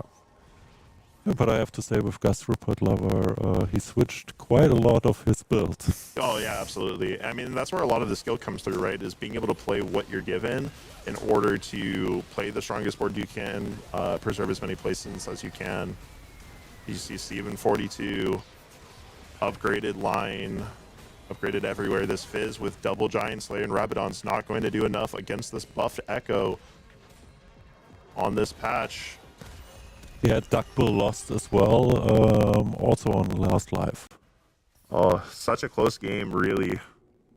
I mean, most likely what's going to happen is these two are going to trade placements 3/4 in between Duckbill and Gastropod. But and it looks the Duckbill fights against Gastropod lover. True, and so that's where the 4v4 comes in, right? If you know that your teammate's on their last life, you need to recognize it and tank the round and lose HP in order for you to not knock out your teammate. But now it's a decision, who are you tanking, because both are on last life. Oh, true. Well, Gastropod and Duckbill are not same team. They're on, yeah. It's off by one. It's off by one. It's okay. But that is a valid point to make, right? When you are down to 4 people, every third round is going to be against your teammate. And imagine being the strong player, you're on a win streak, and you have to tank the round, but you don't want to tank it too much because you don't want to lose a ton of HP. It might be a loss of a life. Yeah, there you have another strategic level where how many do you put on the bench, and of course. That is something where I would totally be screwed. It is indeed a struggle. And yeah, Gastropod lover is out of the game. Yep, last person from Eindhoven, Steven 42. Let's take a look at his board if we can. He's going to need to win the lobby. If he wins the lobby, it is 2-1 Eindhoven, gets second or third, and it is 2-1 UNSW on match point.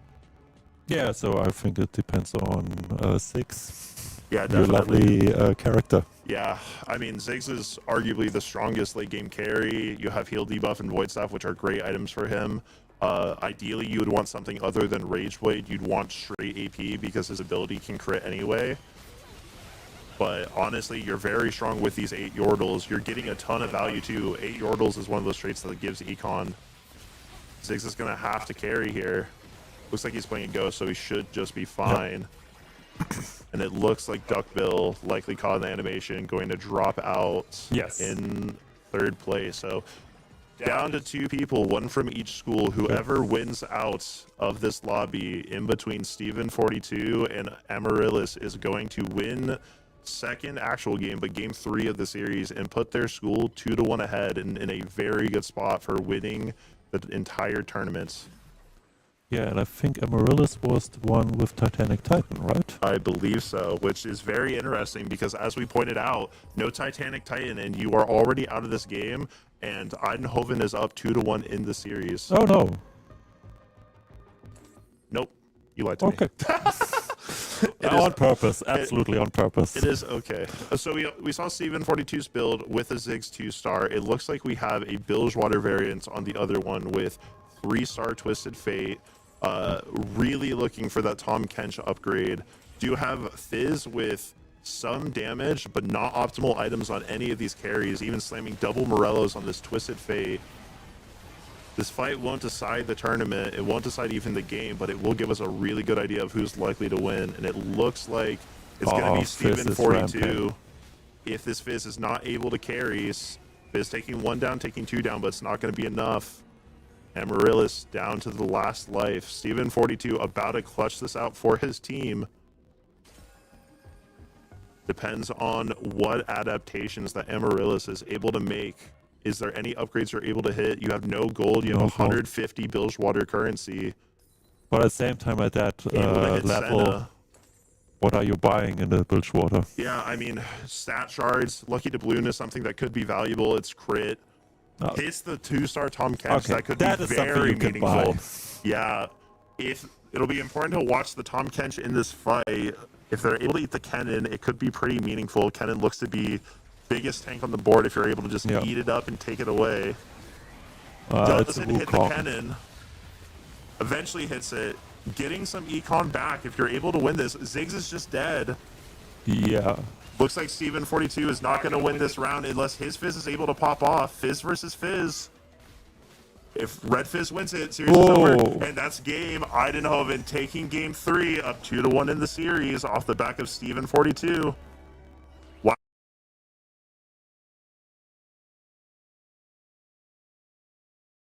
He was already annoying in the last patch, and what can you do? I agree. Really unlucky there. I mean, again, TFT is a game all about dealing with RNG and dealing with playing the odds where you can.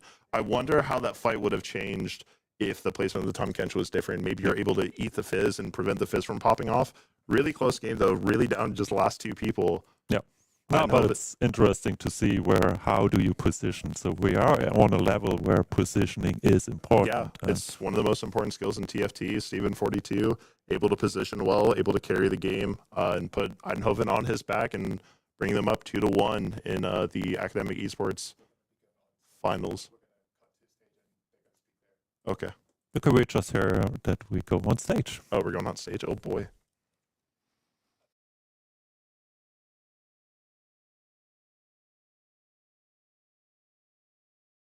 Incredibly well done. The other funny thing is you all already have one of these guys holding the lovely little brains. So this is a Wumpus of Discord. Super special in Discord lore, especially from our HQ.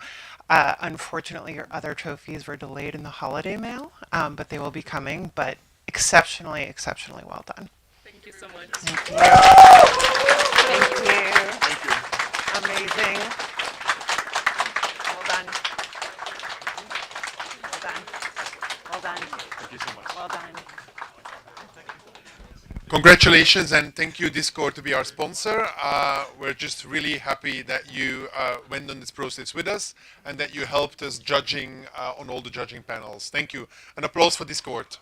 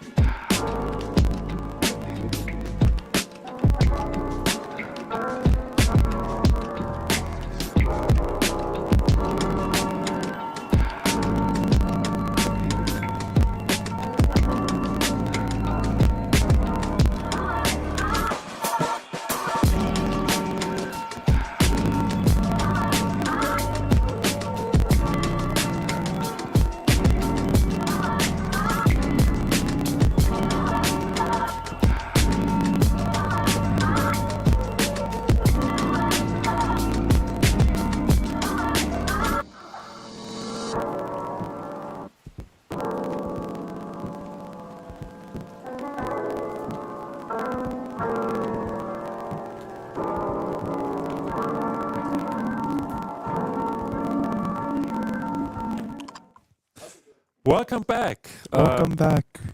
Yeah, I have a new guy here, Yoon from UT Austin. Yes. And what is your rank? I've hit anywhere from like Masters to GM, but right now, unranked.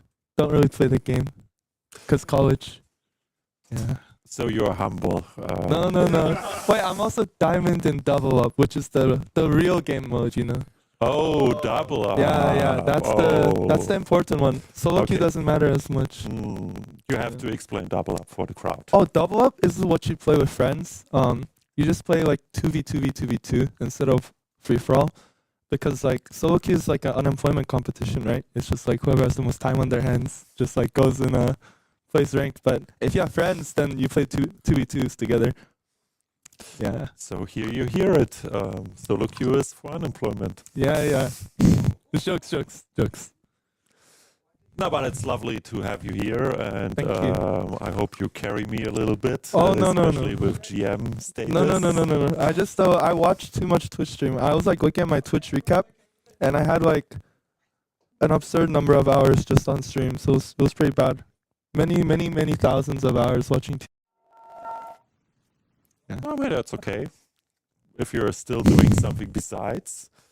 But yeah, we are entering into the game. But before entering into the game, I wanted to do a short shout out to Riot Games, especially Max Visho, who is the TFT EMEA lead, product lead, and he supports us in this tournament as well. And when I told him we are doing TFT in the finals, he was like, "Yeah, man, finally!" And that I wanted to shout out because I will send him the VOD and he will probably watch it and give me like a list of criticism what I did all wrong. So that's why I need you to explain and tell me when I do something wrong. No. You do everything right. Oh, No worries. thank you. Yeah. So it's interesting. This game, it's the portal that you get 2 component rainbows.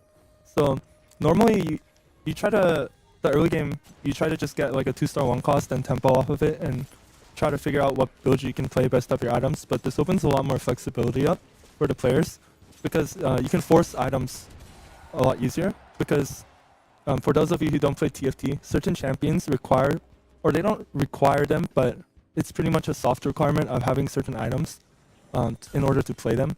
For example, this person that we're watching right now has a belt and a rod. So unless you're trying to build it into like a rage blade, you're probably angling towards an AP line with the rod. Although I think most AP boards aren't too good this patch, but or this set in general. But it's a lot more interesting with flexibility. Yeah, Gives you for more those room. who are watching, just to tell you who is who, players from 2 to 5 are Eindhoven, and 6 to 9 are UNSW. So with 2 we have Wang Zi, 3 we have Steven 42, 4 we have Heart Infarct, 5 the hard one, Gastropod Lava 26, number 6 Amaryllis, number 7 Duckbill, number 8 Drink, and number 9 Slick. And we have, what's that augment? It's the team building. So he's probably going to play Sona Reroll from what it looks like. I think it's pretty strong this patch. I saw some streamers playing it on the PB, and it's just like you reroll, reroll classic. But this guy's just trying to get early econ. So he wants to make econ breakpoints to get 50 as possible. Since you have a lot more flexibility with your items, you just want to try to build a strong board, and then you can itemize around them. Usually, you depends. Like some games, you want to build around the units you get. Other times, you want to build around the components you get. Right? It's pretty flexible or a very like diverse game, but you have a lot more options this game. So always having econ is good, but especially more in lobbies like this. Yeah, I think Econ is in general currently in that patch or that set even quite strong with going fast 9. Yeah.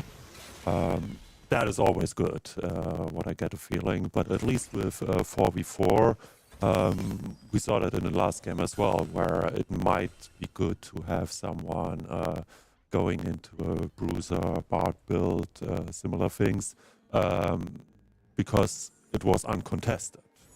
Right, but I don't necessarily like the bruiser Bard build just because I feel like it doesn't cap out high enough, and you'll just inevitably take a bot 4 for your team. I feel like everyone should be trying to get some type of high cap board so that they can secure high placements.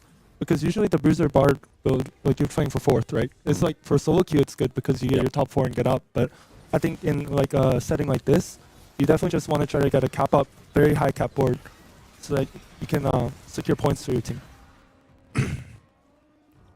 Because I think like you definitely don't want to be playing for 4th in a setting such as this, right? You want to be maximizing the amount of points you can get for your team. Yeah, absolutely. You have to find a strategy where you say, how can I push certain people in my team, and the others are dropping down. But we saw in the last match as well where it was really, really close, and the deciding part was who is first. Right. And in the first game we had it more like the opposite, where 2 Eindhoven player went 7 and 8. Yeah.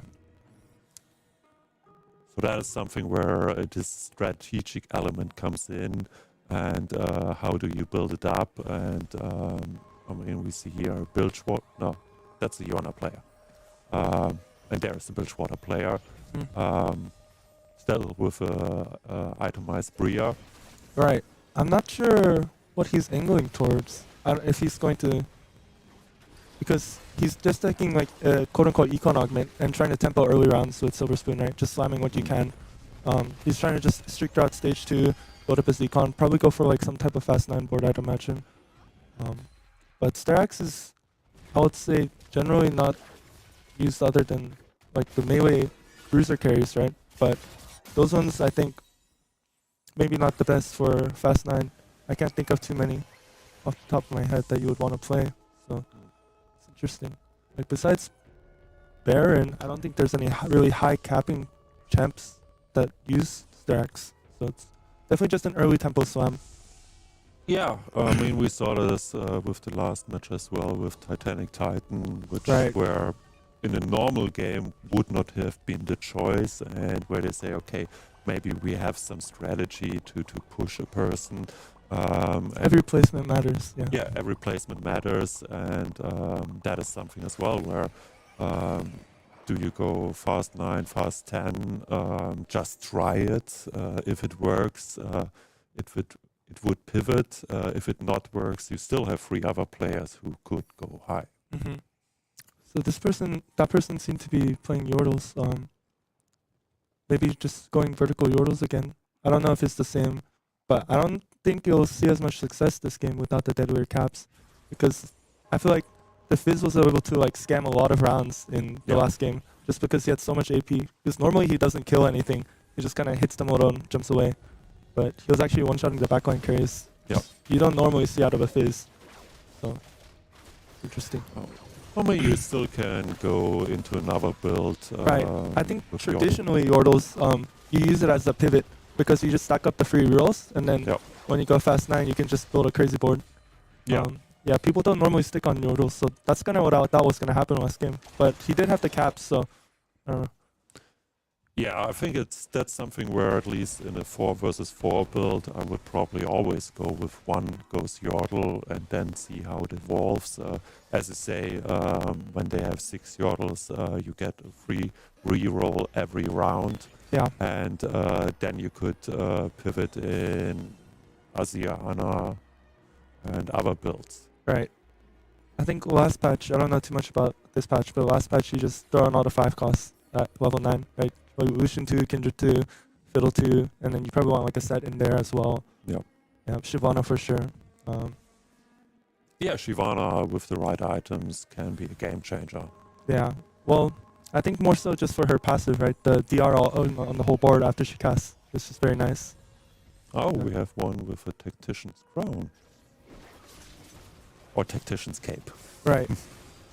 That is giving the player 1 max team size, and especially in the early round, that means, or in general, it means 1 character on the board more, but in the early rounds, that can have a big impact because we are now all in level 5, and that person has then a level 6. Yeah, I mean, having a fawn is just always good. You'll never say no to a free fawn.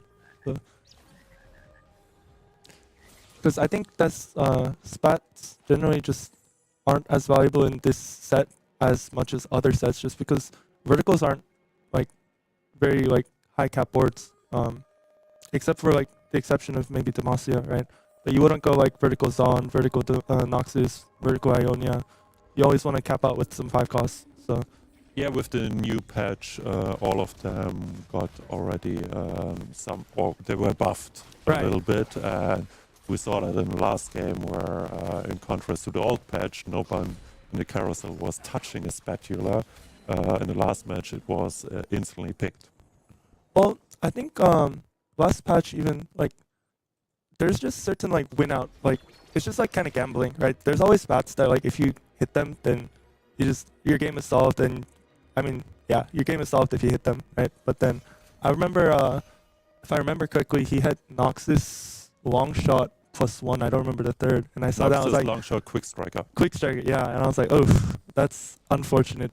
Like, but you know, that's just how TFT is, right? Some games you get good luck, and some games you just get rolled a little bit. So But that's the fun part where you're trying something and it works out, and sometimes it doesn't work out.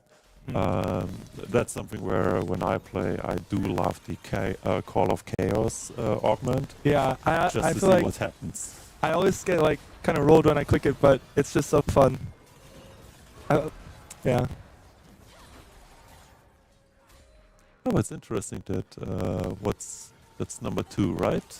Yeah. Wang Zi is still not having his annual open. Yeah, I mean, he just wants to save it, right? I mean, he's an even number component, so no point in popping it right now. Wait till after either Carousel or Wolves to complete a crafted item. Because it won't help him tempo either way. One component can't do too much, I think. Oh, now we have a golden augment. Mhm. What are they picking?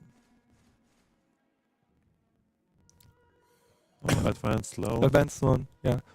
Advanced Loan's really interesting because I feel like if the next augment is prismatic, its average placement goes much lower. But then if the next augment is gold, then you're up so much like value. It's crazy tempo.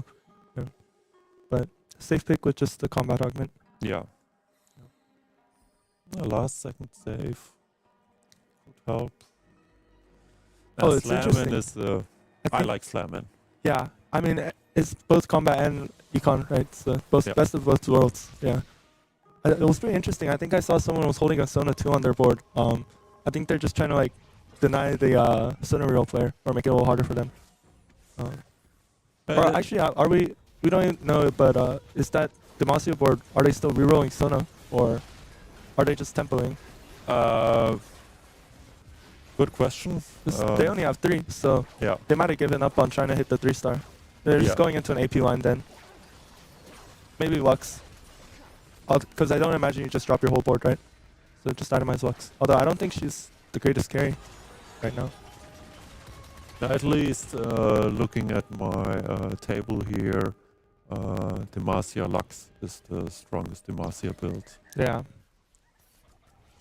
think last patch it was more the Vayne line with double Kraken and Gunblade, right? But Kraken just got like gutted, so it's not, you can't craft it anymore.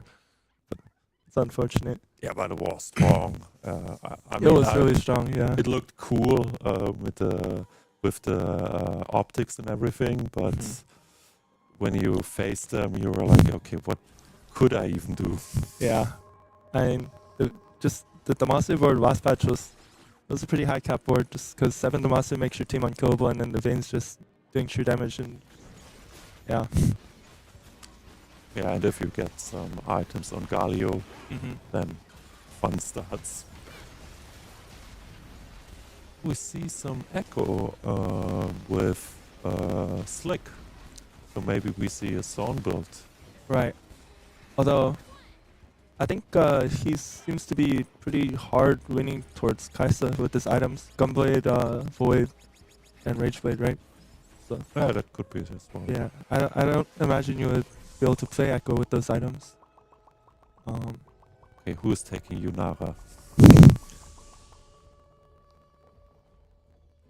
Oh, really? I think he's considering. Yeah. Yeah. Especially with that item. Yeah, Rod. In half Rageblade. Yeah, number 7. That was Duckbill got it. But I think Yunara unfortunately did get nerfed from last patch if I read the patch notes correctly.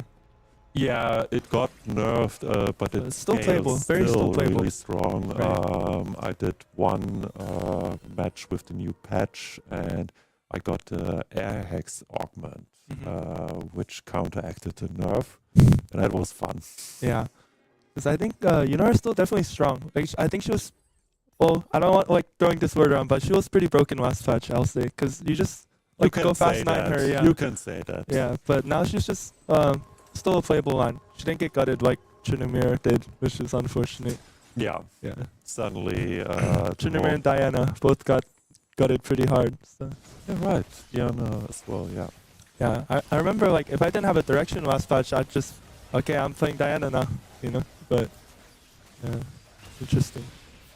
Okay, with that, Yunara will carry. Double Ginsus.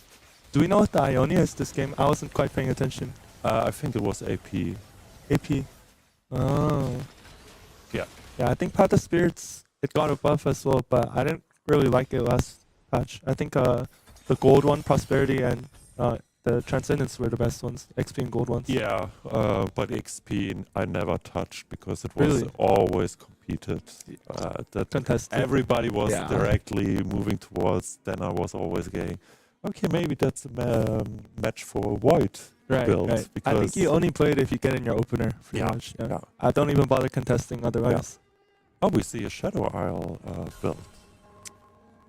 It's Right. interesting. I didn't like fully read the patch notes. I kind of skimmed them, but Yep. I think It Shadow got Isles is buffed. It definitely got buffed, Mhm. especially immediately got buffed. Oh, they play them together. Yeah. Interesting. I just don't think. I don't know. I feel like instead of carrying Costa, I'd rather just play like a Kindred or a Lucian on my board. You know, just try to play for some type of econ and just go to fast 9. It's interesting. No, I have to admit, I tried 2 times Shadow Isle and I It's- stopped using it. Yeah, I mean, I like the characters. I like the theme and the concepts from the lore, Yeah. but they just. I feel like if you click it, you're just like going -1 AVP. You know, it feels so rough. Unfortunately, I feel like TFT, it's like not like League or Valorant where you can just like play a character and if you really like it, and like are really good at the character, you'll Yeah. do well. Like TFT, you're kind of forced to, at least for competitive purposes, right? Forced to play what's good and not just like the characters you want to play. Right. Yeah, absolutely. You need to be flexible and able to at least play those builds that are currently in the meta. But yeah, that is something where I also struggle, and that's where I'm happy I'm in Emerald. I can like play 4 or 5 builds, and that is enough. I mean, I think 4 or 5 is fine as long as you play the 4 or 5 broken ones, you know. Yeah, don't do that. It's interesting. I think player 6 last game was also playing Bilge and is playing Bilge again. I think if you get an early Bilge opener, it's just like you always take it, right? It's so powerful. Like it scales weight very well with all the stats you can get. And you just get 7 Bilge items and slam them, and then you just get so much like raw value. On your Yeah, board. but especially if it's uncontested. Right. Or at least Shadow Isle is having Nautilus. Yeah. And they're already starting to block Yunara. Yeah, I think like definitely more so than in solo queue, like it makes a lot more sense to just like hold units that people need, right? Yeah. As long as you're not breaking the bank for it, there's no reason not to. Because if she sells, it's 35, right? So no difference between holding it and not to make it into the next econ interval. So might as well just grief the other players a little, especially because it's got to be 4-2, which is when a lot of people do their level 8 roll downs. And, it's interesting where you could even, where like you are banking them and then selling them when the other of your teammates are rolling. Right. to If they're increase the also trying to chances. contest. Yeah, It really so- depends on who's playing Yeah. what. Yeah, so for the people on the stream, there is only a certain amount of heroes of that type of hero in the pool. Yeah, in the Uh, unit pool. And that means if you have them on the bench or on the field, at some point there is a chance that you are not able to find them anymore. Do you know the numbers? I know it's like 9-5 costs, 10-4 costs, like 18 if I'm not mistaken, 3 costs, and like a shit ton of 2 and 1 costs. Yeah. And that means if you have like a 4-cost one 3-star, that is already hard to achieve. Yeah, you just need to hold 2. So And easily, I think if your opponents have 2 of them, you're not longer able to achieve it. yeah, and I think like definitely it should be impossible to hit a 4-star 3 cost like in these games, just unless people aren't scouting. But like I'm pretty sure UNSW has a challenger player, so that should never happen. I think, right? Yeah, absolutely. And I Yeah. think also with a 4 versus 4, you are able to tell one Just to be communicate. more scouting. Right. And you see something, I see something, and suddenly you're having a lot more information. Yeah. I see one on 12 Oh, hit Shyvana. points. Like you always click that, right? No? I feel like you always click Shyvana here. Oh, Yeah. interesting. Wow. Because I feel like Orin doesn't Uh, do much for your board here. well, you 'Cause it's like a fake unit. Once you get the print, then most people just get off of it, right? But with that health pool, maybe you're saying, okay, let's get at least one item out of it and then pivot into something else. maybe. I just feel like, well, what's 39? It's like a little scary. Because Yeah. by the time you print an item, you're probably, yeah, see, they're taking quite a big loss. I don't think Shyvana would have changed this fight, but Yeah. it No. maybe saves some HP for sure. And maybe after you print an item, he's like one life, right? So I think you just want to play strongest board here Oh. if you're one of the players who are close to dying. Yeah, and number 9, even though he just won, is still He's quite still one low. life, yeah. A Yeah. single loss and he's out. Yeah. Interesting. And takes Chrono Keeper. Yeah, the Zillion. Do we know what items components he has? Can we see player 9's board? We probably go to it when the carousel is over. Sure.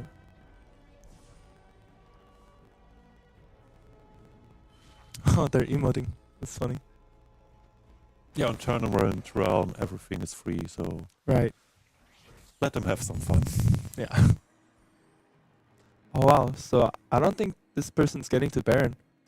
No, Yeah. This broke. And broke. Yeah. Yeah, They're just trying to get Rift 2, Kaiser 2, and just tempo out Yeah. the top 4. just survive as long as possible. I But feel like this is- Void is generally a very expensive comp if you're trying to cap out, right? You need to hit level 10, get Baron 2. Yeah, I get the feeling, or I mean, I'm not good at econ in general, but if I don't have like at least one good econ augment Yeah. or the one augment where you skip level 9, I'm not reaching Nasher. Yeah. For sure. Oh, It seems like Yunara the, has now the Infinity Blade. The strategy of holding Yunara's, that the other player seems to be working pretty well because there's definitely a Yunara 2 diff. And he's sitting on a pair.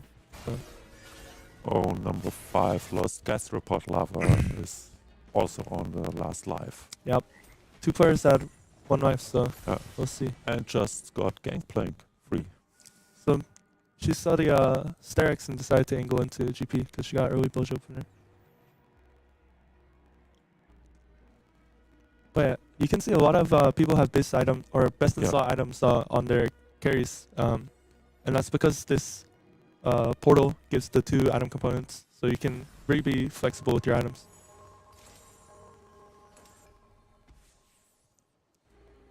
And later, if we do watch the bilge first board, I don't agree with playing Veigar without deadweight caps, but anyways, if we watch the bilge first board later, it's interesting because high level players, they do this thing called toggling. So Bilgewater has a mechanic where you have a separate shop and you get these currency called silver serpents.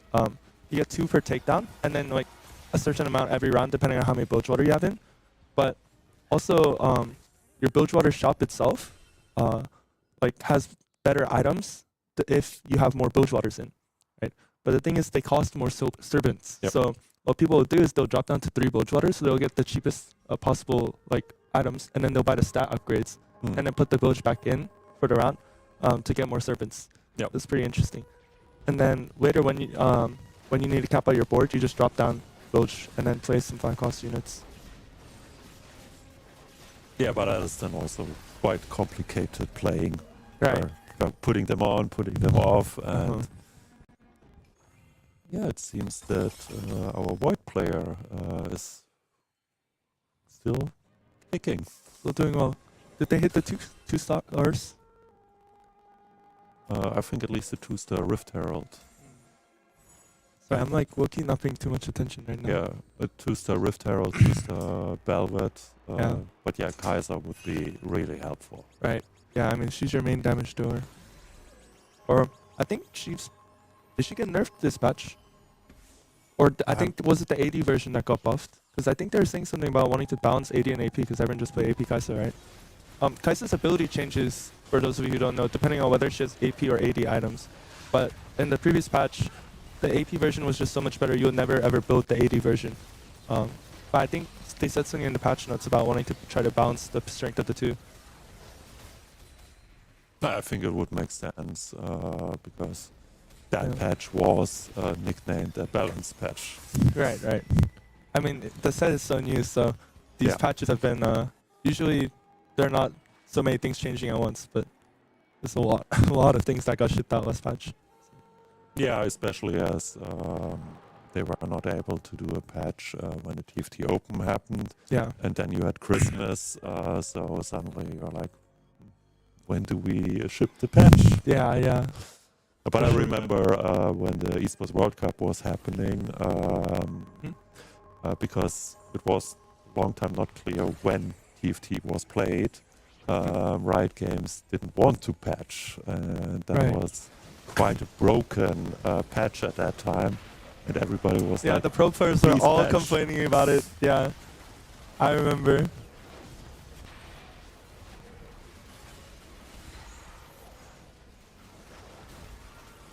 It seems. I think even though there are a lot of broken things last patch, I think it's good that there were like a lot of broken things last patch because it's Yeah. still a lot for diversity. Because I remember like there've been so many patches in the past where there's like one thing that's broken, right, and then everyone's just trying to play it, and it just makes the game like, well, whoever Yeah. hits it wins, and the rest of you scrap for top 4 somehow. Good luck. Yeah, Yeah. wasn't that like 2 sets ago where everybody went to one build Yeah. and whoever There were a was lot lucky, of patches like that. Yeah. I remember notably like Oh, Syndra. that is a shock. That is definitely a shop. Although I think it's unfortunate, like only Lucian's kind of clickable here, right? Yeah. Yeah.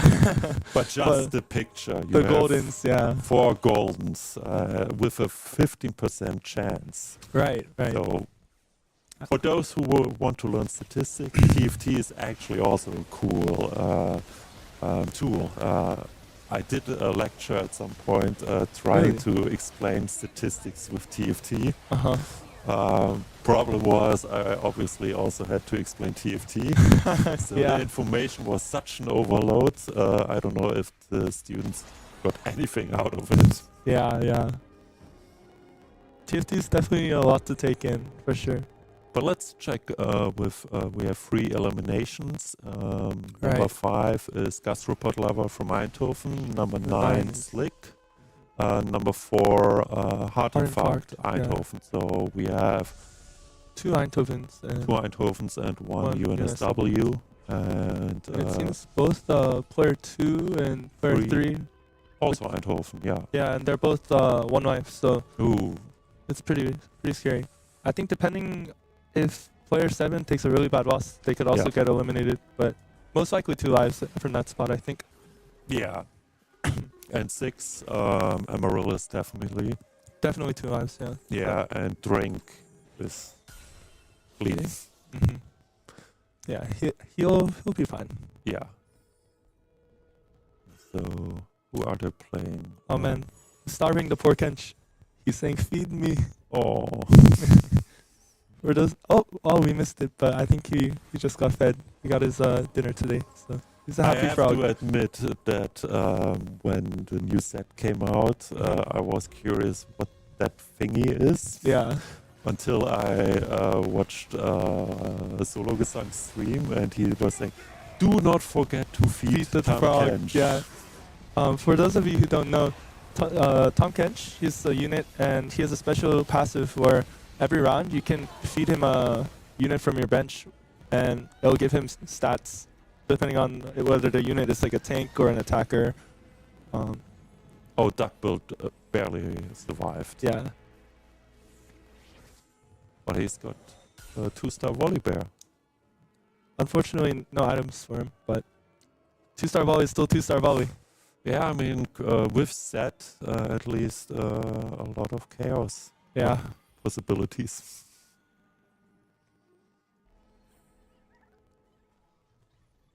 It's funny because whenever you watch any Twitch streamers, like, and they don't feed their Kench, because it costs money every round, right? You have to buy a unit to sell, to feed him. Then in the Twitch chat, they'll all be spamming like, "Feed me" with this crying emote. It's pretty funny. No, but it can make a difference, especially when Tom Kench is 2-star. For and sure. Proper good items. I mean, it's definitely like a high cap, but it needs a lot of gold and a lot of Yeah. rounds to get to there, right? But if you feed him like a 2-star champ, like every round for like a whole stage, he'll be so juiced. Oh, Duckbill is out. That's So, from UNSW. UNSW. Yeah. So we have 2 UNSW out. No, Oh. number 2 is also Wang Zi is out. Yes. it seems like it's still points in the favor of UNSW if I'm doing my math right. Yeah, I mean, the last one is Gastropod Lover, so Eindhoven. Then we have Slick UNSW on 7, Hartenfakt Eindhoven on 6. And it seems, I think Steven 42's board seems very strong. At least compared to, Amaryllis and Drinks. So Yeah. this might just be UNSW taking the top 2 placements here. Yeah, but it's close. It is close. It is extremely close. The 3-star cannon's very big for player number 8 there. But yeah, I think this Demacia reroll board just with Lux Scary, I don't know. I feel like it doesn't cap out nearly very high as the other boards, right? So he's already like his board is done. There's not much more to. He can't get much stronger from here except going 9 and throwing in some legendaries, maybe going 10. But he doesn't have the econ for it. Yeah, So, I get a feeling Fizz is going nuts again. yeah. But see, normally like without deadweight caps, if you see the Fizz there, he kind of just hits them and leaves them low and then runs away and does nothing, Yeah. as you saw just now. So the last game was definitely an anomaly in that Fizz usually is kind of not the greatest. No, but that is the part where every time I play against Fizz, Fizz is crazy. Yeah. Then I take him. And then he doesn't do anything right. Then I get the feeling he's jumping off the field and Yeah. taking coffee or so. Yeah. For sure, I feel like that. I feel like sometimes I watch some Twitch streamers play like the Warwick board, and every time I play Zon, I just go 8th. Like, I can't get Zon to work. I feel like it's so hard. Yeah. I don't touch that. That's why I'm not that happy with that patch. That suddenly Zon is interesting. But we're also something where I think we have not yet seen any Ixtal build. Right. I mean, I think Ixtal, you can only play it if you're handed it. And also, it's pretty scary to play in a tournament like this because you either go first or you go 8th. But if you go 8th, your team will not be happy with you, I think. Right? Yeah. Yeah. If you can't get your cash out, then, well, yeah, and then that's game, right? Yeah. And yeah, So- Steven 42 is eliminated. Right. So we only have UNSW players, Right. if I'm correct. Yeah. Amaryllis and Drink. So. Oh, yeah. Good. The Okay. game is over. There's no point playing it out. Just FF and go next, right? Makes sense. So Yeah, yeah. congratulations, UNSW. We are going to match number 5. Yeah.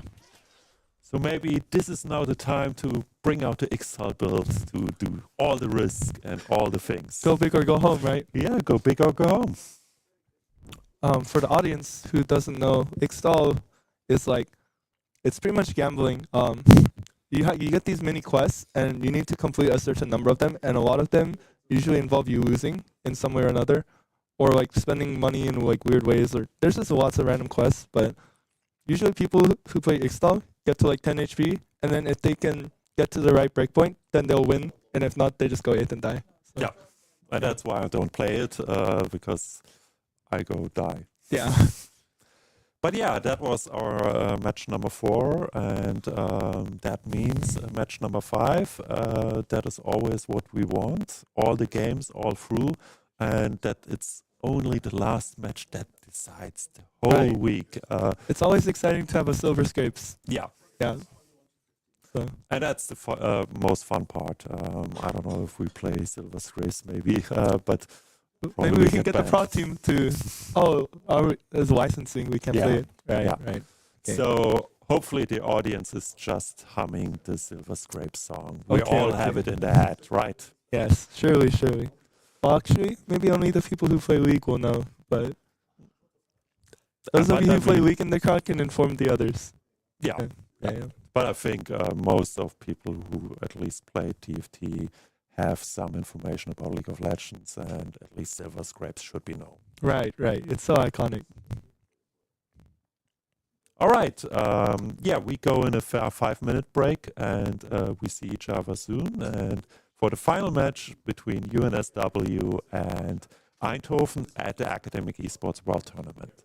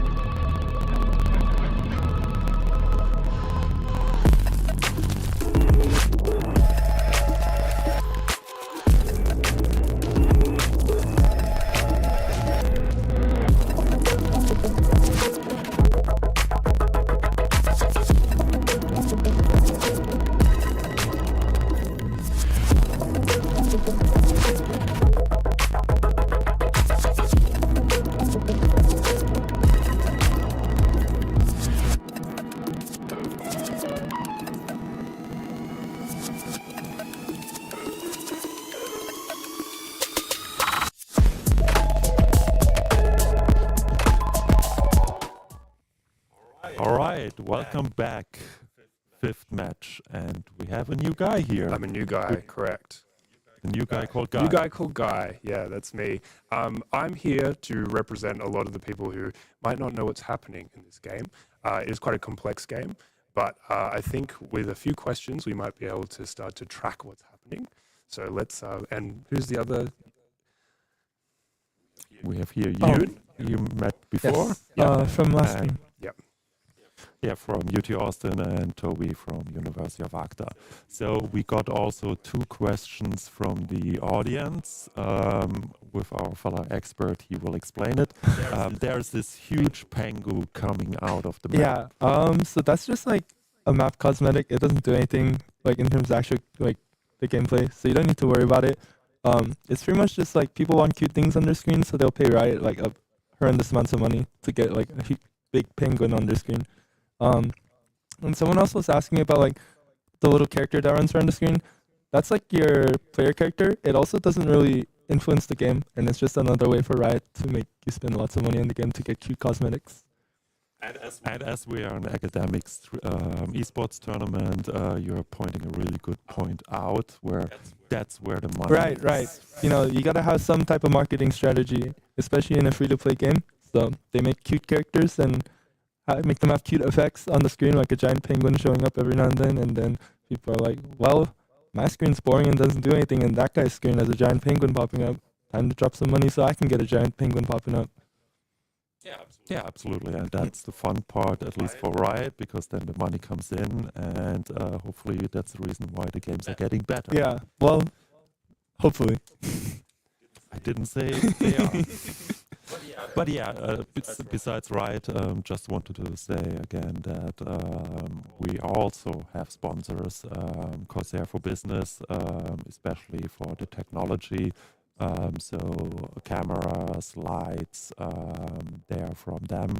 And yeah, the Elgato stuff. And we're the in. same for Discord. And yeah, we are in the final map, which will be fascinating. And that was last prismatic. Right, the portal makes the last augment prismatic. Yeah. So I think what's interesting is like most of the time, by the time you get to the last augment, it's kind of like the game is decided, or more or less like. But there's definitely prismatics are very volatile. There's definitely a lot of And there we see the kitty with the book. right, the Yumi character. Yeah, so that's just a cute character that people like spend money on, so they could LARP as a cat. So the augment. So I think for a lot of people, like this game is very fast-paced. I mean, there's a lot of characters and we have a lot of different people, but how does the game actually function? Can we find an analogy maybe for this game so that people like who don't really know what's going on? So we've got two teams of players, but of course they're playing each other 1 versus 1. Right. Yeah. So if you know Dota Auto Chess, that was like the originator of this game. I guess like the first of its genre that was widely popular. But basically how it works is you don't actually do anything. You just like buy guys, put them on your board, and they fight each other. And you're trying to like make the best board possible. So that's down the bottom where the different characters are. It's basically like a hand of cards, like a poker hand. Essentially, right? yeah. And you just like pick stuff up, and you're trying to build a strong board. So your hand, you pick from these different champions who are down at the bottom, and then put them into your sort of like almost like a Yu-Gi-Oh card basically. deck, right? Yeah. And the Yeah, gameplay that's itself. the part- Yes, and that's the part as well where you see also some parallels to Hearthstone. Yeah, absolutely. Yeah. So here we have X-Stall Expeditionist, is what you're saying earlier. Yeah. We'll see if he'll take it. It seems like, No. no, too risky. But, interesting. So this is the augment. So this is a specific That's round the phase. augment phase where you have those random cards which give you a buff, be it like econ, items, damage, or other things.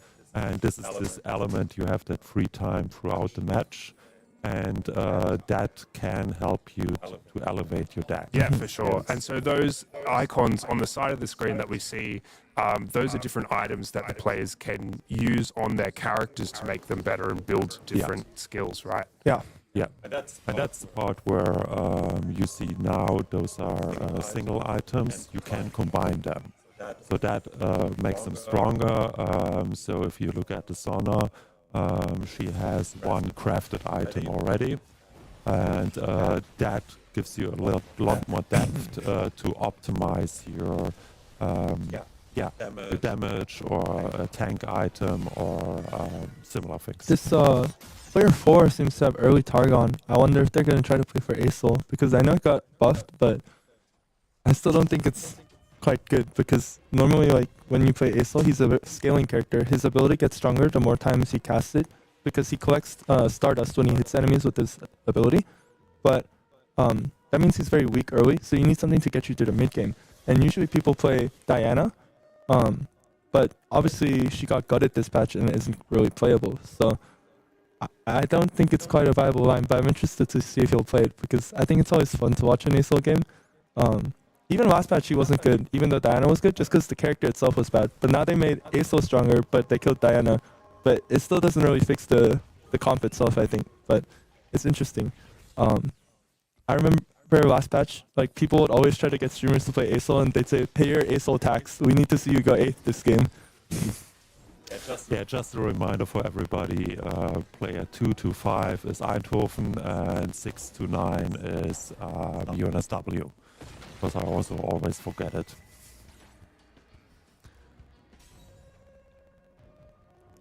So, what do we have here? The Targon build. So explain to me what a Targon build is. So a Targon build is, you see Tristan, Zoe on the left lower side on the field, and Leona in the middle.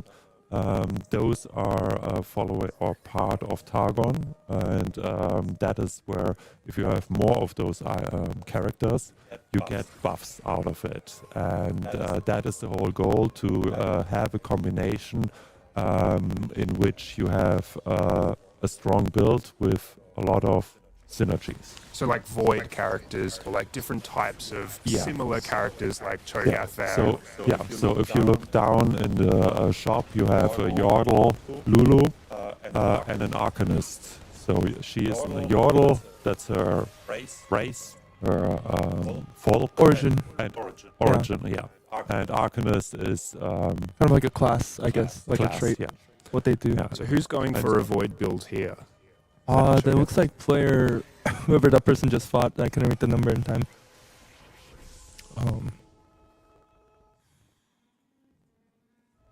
Yeah, that is Bilgewater, that we already saw a couple of times. That was that with the additional shop, where you get the silver serpents and can buy in the shop items, characters, and Stats. stats. Yeah, thank you. And yeah, for example, here we have Bart, the caretaker. That is the method where you can unlock characters if a certain criteria is fulfilled. So Bart was rerolled 4 times four before the times. first carousel. Yeah. Unfortunately, I don't think he's as good this patch as he was last. But maybe he was just very broken last patch. There's too much value. Yeah. What Bart did is, like, if you win a round, you get a random champion, and it's usually tailored to your board. So you're likely to get one that matches your traits that you have. Yeah, here we have the white belt. And if you lost a round, he would give you rerolls, and he'd give you more depending on the stage value. So like stage 2, if you lose a round, he would give you 1, but you would get more if it was like stage 3 or 4. But people just play Bard, like, and you just get infinite rolls because you just stack stages, and then the stacking also allows you to get good econ because you just build up a boss streak, and then you just go fast 9 and you have like 20 rolls, and you hit everything.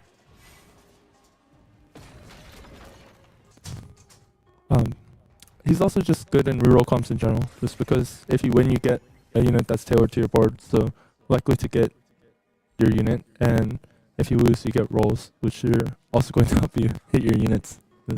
I think reroll is just not very strong this set as a whole. There haven't been very many strong reroll comps, I think, besides the Trinity Ash one, and Yeah, I think with the unlockable feature, you're quite early thinking about where you want to go. Right, right. And it's interesting because like unlike other sets, it's a lot harder to contest someone. Like, I think I was not when I was casting, but when I was like sitting with someone earlier, I was telling them like, yeah, that person's quite close to Vagar 3, and they're just saying like, oh, you could just play defense, but Vagar's an unlockable character, so it's not in anyone's pool unless you unlock it. Yeah, we saw right now Wang Zi versus Drink, I think. Both had a Bilgewater build. And that is something where you are competing for that build. And that means from the pool of characters, the other one also competes for it. So suddenly, as it's a finite pool, suddenly you're struggling to get your 2-star, and at least most of the time 3-star is really, really rare. So that is something where you might consider to switch to another build. But with Bilgewater at the same time with the Silver Serpent and the Black Market, you are in a somewhat a lock-in. And this is something where there's a strategic decision to think about, do I try to switch, try to move into another build? Because at the same time, and that is something I have often, when I switch, someone else had the same idea, and then I go from a contested build to a contested build, and then I lose. What's the latest point at which you can switch, or it's viable to switch to a new build?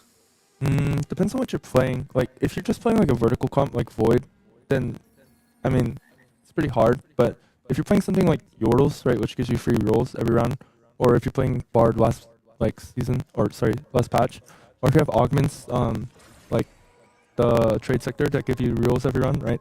Then some people like even just like tempo boards, like they just like play like strong units, like 2 stars, and just play like any type of board and just try to tempo and get as much gold as possible, and then they'll do like a roll down like even like, pretty late, like 4-2, sell their whole board. Although I think that's like definitely more higher elo players, like, but I've seen people just sell their whole board at 4-2 and just do crazy roll downs. It's insane. Yeah, at least last patch you were able with Yordle to do a 5-2 switch. Yeah. But that only worked if you get the right 5-star. Yeah. But then you also have the whole reroll part, hopefully stacked up at least with 20. Right. Although I think 5-2 is like a little on the later end, but maybe like middle stage 4, late stage 5 seen as well. Yeah. We have another golden augment. So for the augmentation, you have golden, prismatic, and silver. All of them are giving you something, but obviously prismatic is really, really strong, and silver is... There might be some good ones, but most of them are not making a big difference. So that can be something where if prismatic is at the last one, that can have a game change element. And if I remember correctly, the last one is also prismatic. Yeah, because this is Portal is Zillion.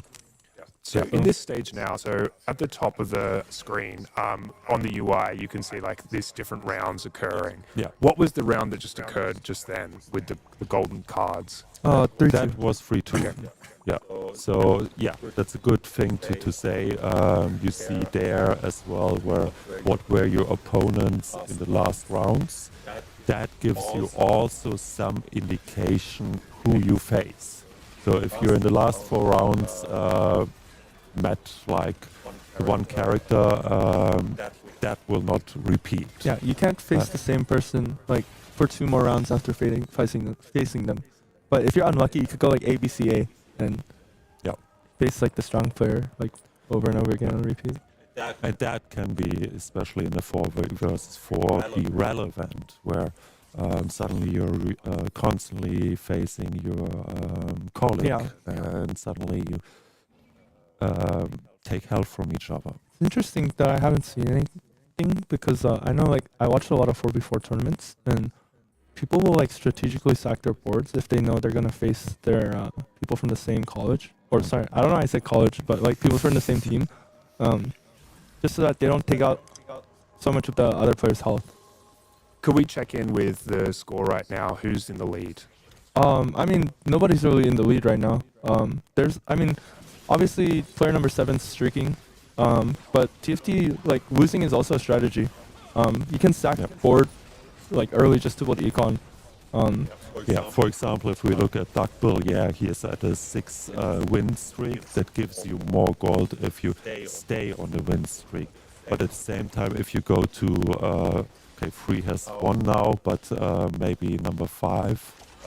Yeah, number 5. Oh, well, he's none of them are early on streaking, in so I think they're just yeah. taking it up. I mean, maybe they're just not doing too hot, but Yeah, but it's an option as well where you say you are loose streaking. So in some matches you're just saying, okay, I do a 6 loose streak and try to find a lot of gold, create a lot of econ, and then roll down and find my correct build.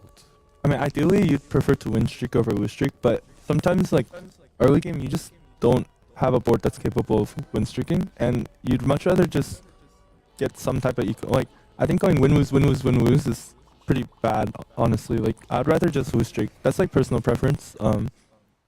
Because there's like different philosophies to the game, but I would much rather lose streak than be going zigzagging and minus streaking. Yeah, that was something where I was always thinking, okay, can we, out of that, what your preference is, find out, are you a risk-averse person or a risk-taker? Because I'm definitely on your side, where like win streaking all the board, because lose streaking, I am losing. Yeah. But I'm winning, but yeah. So who's going for a Piltover build? I don't think anyone's playing Piltover. It's not really playable this patch. TX got killed. Yeah. It was very, very, very strong last patch though. But yeah, it got killed this patch. So Yeah, so we have here the Ionia build, the Yunara on the right downside. That is the one character that, as you see, shoots a lot, and it has a gunblade which Rageblade. with increasing attacking speed. So the more and longer the match goes, the more she's shooting. Oh, what is the Ionia this game? Out of curiosity.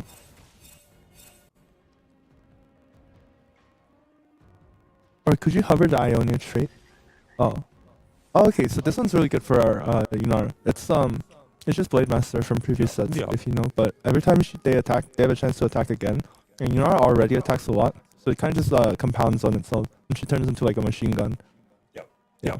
And combining that with a set later on, that can be fun. Yeah. Tell me why the player before has gone for 2 Sonas in their deck. What benefit would it be to play 2 Sonas? Sorry, do you mean on their bench or on their board? On the bench, yeah. Oh, so basically, your bench doesn't play. Yeah, like, of course. It's just like there, but if you collect 3 of the same unit, then it turns into a 2-star. And if you collect 9 of it, it turns into a 3-star. And every time you star up a character, it gets like a lot stronger. So they're trying to go for 3-star Sona, I'm pretty sure. I mean, not this person. This person's probably just holding the Sonas to like sack the Sona player. But if there is a Sona player, then they're trying to go for 3-star Sonas so that it can become stronger. That's their main carry. That's the idea. If you as an opponent see that someone is stacking those characters, if you see it in the shop, just buy it if you have enough money and a good icon, because then you're taking it off the shop and it becomes less probable to hit 3-star. That's a board. Yeah, I mean 7 Ionia at that time. I imagine it was Prosperity or Transcendence. Yeah, 4 XP around everyone, but it's Blade Master. No Yunara is unfortunate. We kind of need Yunara with this Ionia, I think. But that means another contested build. Right. They're 2 Ionia birds. I wonder what that Targon player is going to switch into, because they definitely don't seem to be angling ASL, you know? They're just playing a tempo board, except they're not tempoing. So, it's interesting. Oh, Sona free. They finally hit. With Amaryllis. So who got that? Amaryllis. I think she's one of the challenger players for Sydney. But Sona is pretty decently strong. And especially with that augment, the first one, it busts like the Archangels, Seraphim style. Oh, yeah. With that augment, 2 of them. I think that is still... Yeah. That Sona will just be casting a lot. So Yeah, especially the first item, the Hextech Gunblade, heals the others. So if it does damage, a certain percentage heals the others. And that is the same if you look at Garen the tank. His first item is also healing. And that is something where slowly the opponents need to start to craft items that hinders healing. So that is the another element of the game where you have to think about how do you craft the items, but also what the other guys or people are doing. So that the Marcia player is having a lot of heal. yeah, and also so- Demacia has a trait gives armor and MR to the board, so it's just like very hard to kill. So the longer the game gets, the harder it is to kill, and I do see that a couple of players need to switch their items or build other items where I don't see that much anti-heal. Yeah, I think generally you always want anti-heal and shred by the end of the game. It's just like you'll never cap out if you don't have anti-heal and shred. It's like necessary if you want to go for first, or like 90% of games rather, right?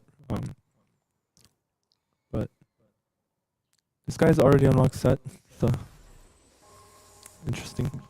So here, for example, Yonia, he has 8, but the positive effect is only with 7. So he will definitely replace one of them at some point, just to go back to 7 in order to have somewhere else a synergy.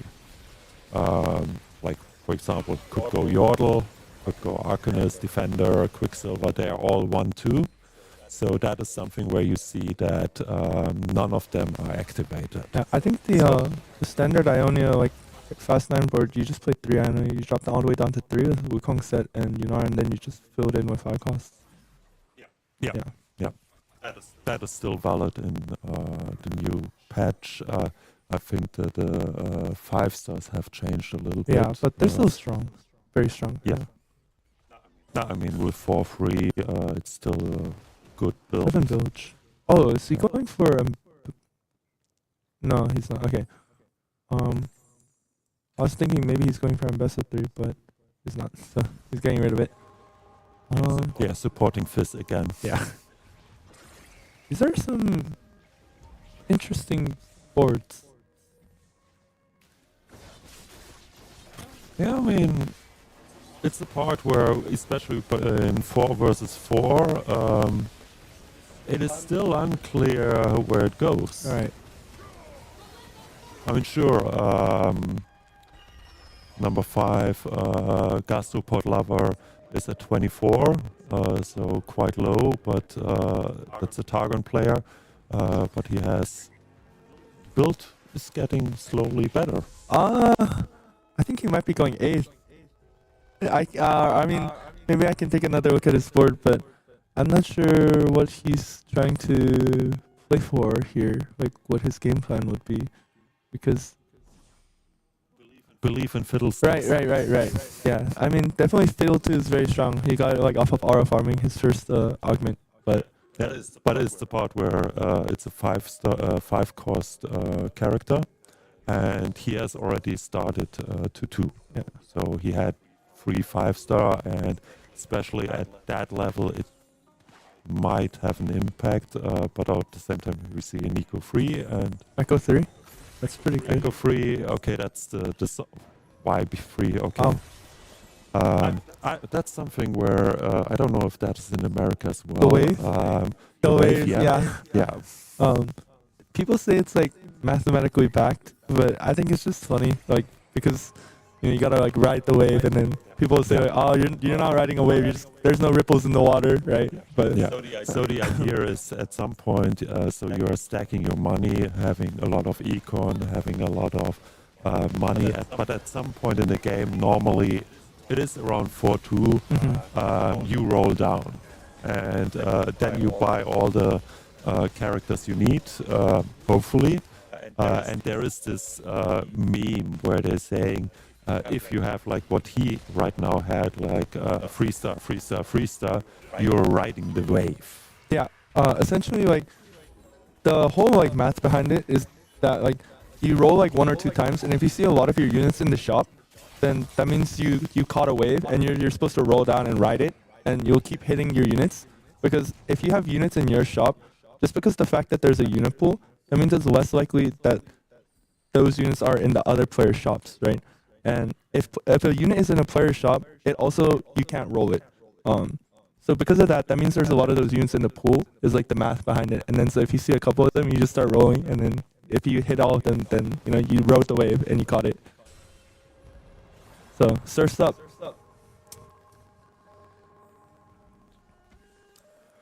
Oh, well, slowly we're going in the direction of first elimination. Yeah, I don't. So who do we see down at the bottom here? Who's on the lowest health? Number 3 is Steven 42, Eindhoven. Number 5 is Gastropod Lover, I think Eindhoven. Number 8 is Brink, Sydney. he might be That is dead. two. Yeah, I don't know. Yeah. He's playing Yasuo reroll, which I don't agree with. I think reroll is just not good in this season at all, or this set. Only if you ride the wave. Only, yeah, sure. Always ride the wave. Surf's up. I mean, we are in Sydney, so we are riding the wave Right, here. right. Yeah, but it's Eindhoven lost their first player. Mhm. Now it looks like who is next, and that might have an impact. But at the same time, okay, we have 6 is also Sydney. Just from the ranking, it might be that Sydney has a lead, but it's not yet part of, or it's not yet clear. Player 8's board looks to be quite strong as well, and they have Money Monsoon. They're only going to be getting straight. They're definitely going fast 10 from that spot. Yeah. So I think 8's guaranteed like top 2 just from that spot alone, looking at it.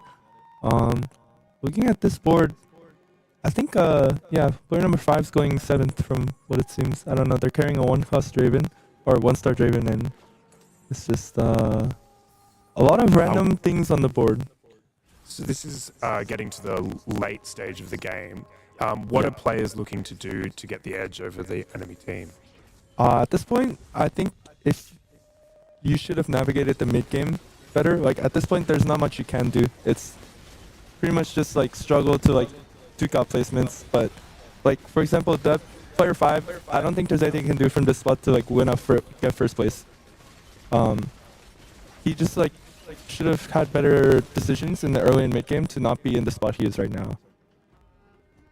But I think like for the players like who have a lot of health and money left, they definitely just start trying to cap out their boards, start up all their units, get 5 costs, level up. Yep. You can get up to level 10, so there's still a lot of room left if you look at this player board. Gastropod Lover Just died. Yeah. Yeah.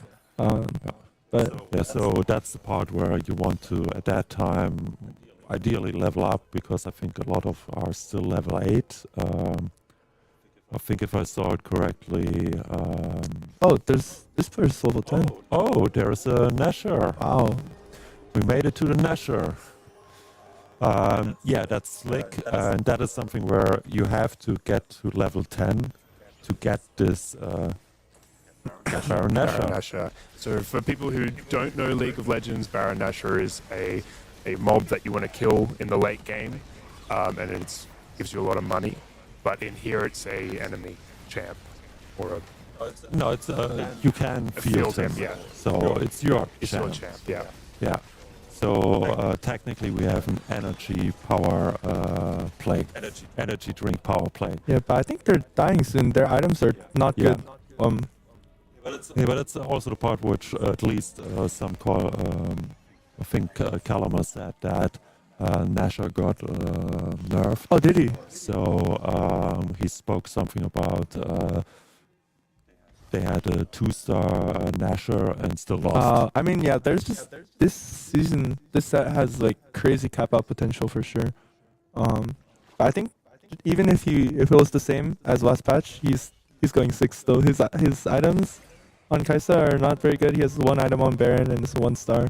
He's no damage, only frontline. So But that's the sad part where like you are building up to level 10, which is super hard in terms of econ and everything. Then you have that, not optimal items for it, and still losing. Yeah, I mean, I think Void is just like a hard line to play. It requires so much more than some other comps. Like, you need so many conditions just to make it work. You need to get to level 10, which is already very like augment dependent, right? You need And items. we lost Wang Xi. Oh no. That's rough. So we have, I see it correctly, 3 Eindhoven Yes. player. I think this game is just in Sydney's. Unless Yeah. I don't think the math lines up that it's still winnable, right? Could we see the last Eindhoven player's board? TFT 4? So in this stage, which we didn't get to explain, players are coming out of these little Right. circles to pick up items and champs. Yeah. Mhm. Yeah, so that's the carousel, and that is something where, depending on your ranking, you are first. So if you're last, you are first, and then you have the freedom of the choice. So that's a catch-up method, Riot Games integrated to say, okay, you're last, and then you get a better item. So especially in the carousel before the first 5 costs Right. coming out, and that can have a huge impact. Unfortunately, I don't see him winning this lobby just because he's running Echo Carry, and since he's a melee frontliner, if these other players position properly and just kill the Echo first, then all of a sudden this board just has no damage left. And also, I just feel like Echo is also not a top 1 comp. Like, I feel like he's definitely just a top 4 comp, right? You play for 3rd, I think. But in this, yeah, you can see he's just getting yeah. whittled down. But even in this one, he was targeted close to last, right? But if the Yeah. positioning is changed so that instead of hitting the Nico, we're hitting the Echo, he just dies, and all of a sudden Yeah. the board's lacking any damage. Yeah, and we lost Duckbill. We did. So yeah, it's all about that board. Zone 5 is unlocked. Yeah, Singed. I don't know Singed. I don't know about that. So Singed is a character that just walks around and has his toxic cloud.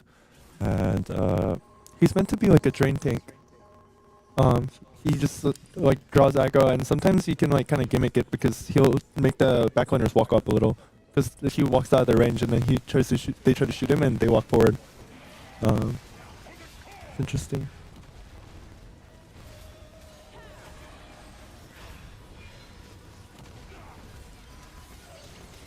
So here the Echo is not getting targeted first. Oh, there it is. Yeah, he's just getting blasted down, but I don't think fast enough.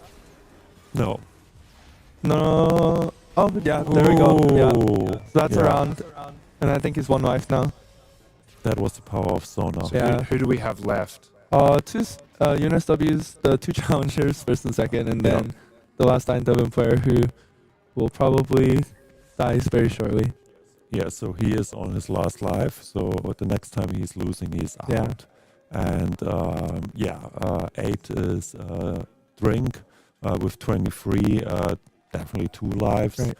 And the hard part is with Amaryllis, 63. Yeah. Her board's very Yeah. strong. She hit early and she does everything right. So. Yeah, and also win streaking. And I don't know. It feels like there's not much chance left here for number 4 because they have no money, right? Not much to work with. Yeah, just staying alive. That's the only thing at the moment. But yeah, it's the only part where getting 2 stars. But yeah, you just see how buying, selling, re-rolling and everything. Scrapping by, technically. Yeah, automating Ziggs is very good here. I think Ziggs got buffed a lot this patch. I know he's quite strong as a late game carry, but I don't know if he'll be enough. I mean, he does have the 5 zone buff, so we'll see. That is the part, is this random targeting thing. If it works, it works. Bang. Oh, nice. I think he's taking Yeah. this round. Yeah. That, yeah. Yeah. The Ziggs 2 is big. Yeah. Can we see the damage this round? Above the at the top right. Never mind. Doesn't matter. But yeah, quite curious to see. Probably a lot. Probably a lot. So Yeah. Eindhoven just hanging in there. Yes. Maybe he can convert it to a first. I mean, he went 9, got the 2-star Ziggs in. He's about to get a Shyvana. Yeah. Yeah, Eindhoven. He's facing. Hart, in fact, is facing with 9 health. Yeah. Yeah, I mean, if that happens, that could still work. Oh, the Fizz is positioned right onto the Ziggs. It's over. Ooh. Yeah. Goodbye. So Ziggs won't Oh, be never able to mind. get his ult off. He does. No, he Yeah. does. Yeah. Yeah. But then he jumps back. I'm pretty sure. Oh, nope, to the surfing. Yes, that's the problem with Ziggs. He just never kills them and leaves them alive on 1. Yeah. On the back line. But doesn't matter. That's round. And that's the tourney. Congratulations to UNSW. Congratulations. UNSW. Very well played.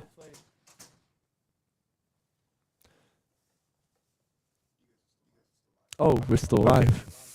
Yeah, congratulations Congratulations. UNSW, but also congratulations to Eindhoven. It was a hard week. It was hard. It was a lot of work. Yeah. I mean, you had to play, you had to debate, you had to do all the things, and that is the part which is amazing. So congratulations, everybody. It was-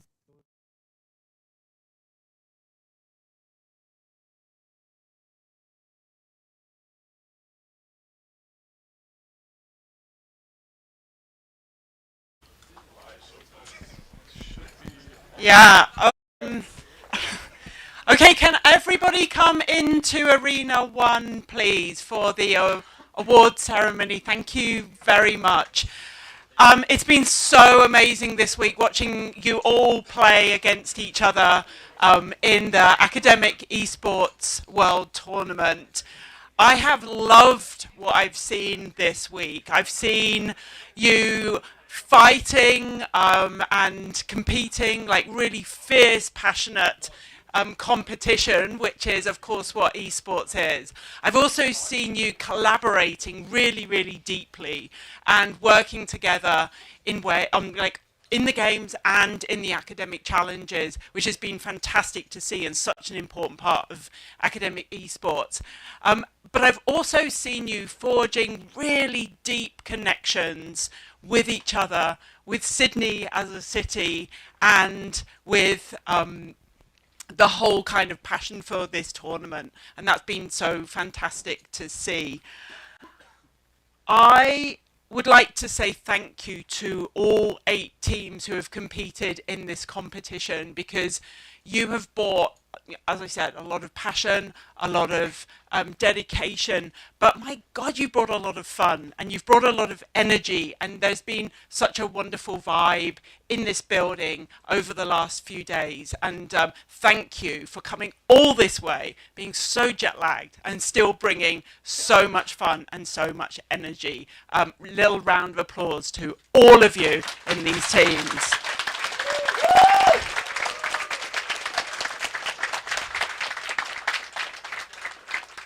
I'd like to say a particular thank you to Eindhoven, who I think led the way in a couple of ways. Number one, I was really touched the way that you reached out to Uncle Ron and took it upon yourselves to learn more about the heritage and the traditional history of this place. And I can't wait to play your game.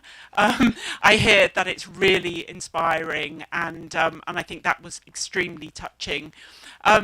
You've also kind of completely led the way in bringing energy and chant and music and song to all of these events, and we love that. Eindhoven, you have kind of fought to the end, to the very, very last game of the very, very last match on the last day, and it's been so much fun having you here. So congratulations on such a great tournament to you.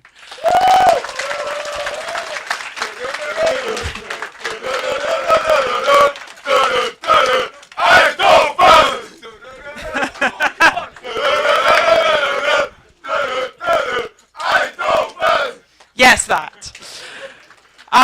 Okay, before we hand over the trophy, let me say a few thank yous. I'd like to say thank you to the UNSW team, to everybody in the black shirts, to Joe, to... Is Sarah still here?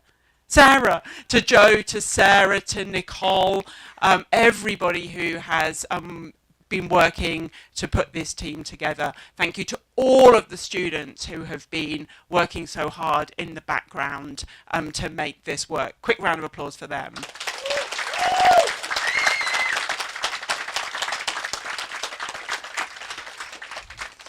Xander, I promised you that if everything went well, you would get full credit.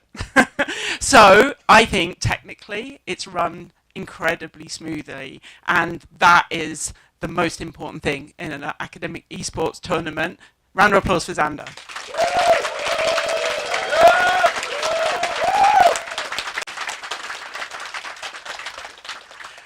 We have a beautiful trophy to hand out in a moment. That was produced downstairs in our Design Futures Lab makerspace. So thank you to them. It is a fantastic trophy made of 3D printed trophy made of recycled plastic that also lights up, which I will demonstrate now. Ooh!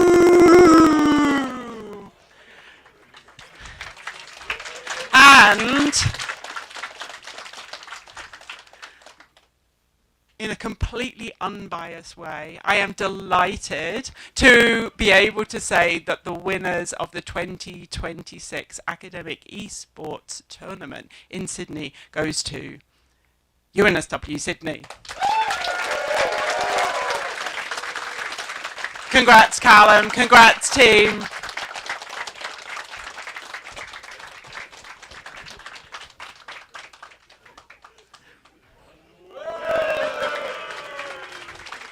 Callum, can I ask you to say a few words?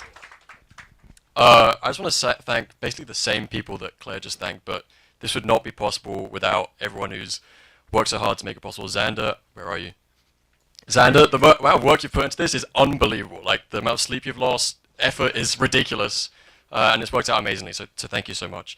I'll also say, all the teams that have come, you guys have been amazing. It's been so great to meet you all. It's been so great to play against you. It's been so great to talk to you. Honestly, this is what's made the event the best. Be able to meet everyone, learn about different cultures. It's been fantastic. Finally, obviously, thank you to my team. You guys are amazing. I know some of you, I had to beg you to come, but I hope that you're glad that you came, because yeah, obviously this wouldn't be possible without you, and you guys have done brilliantly, as this proves. So thank you so much, everyone.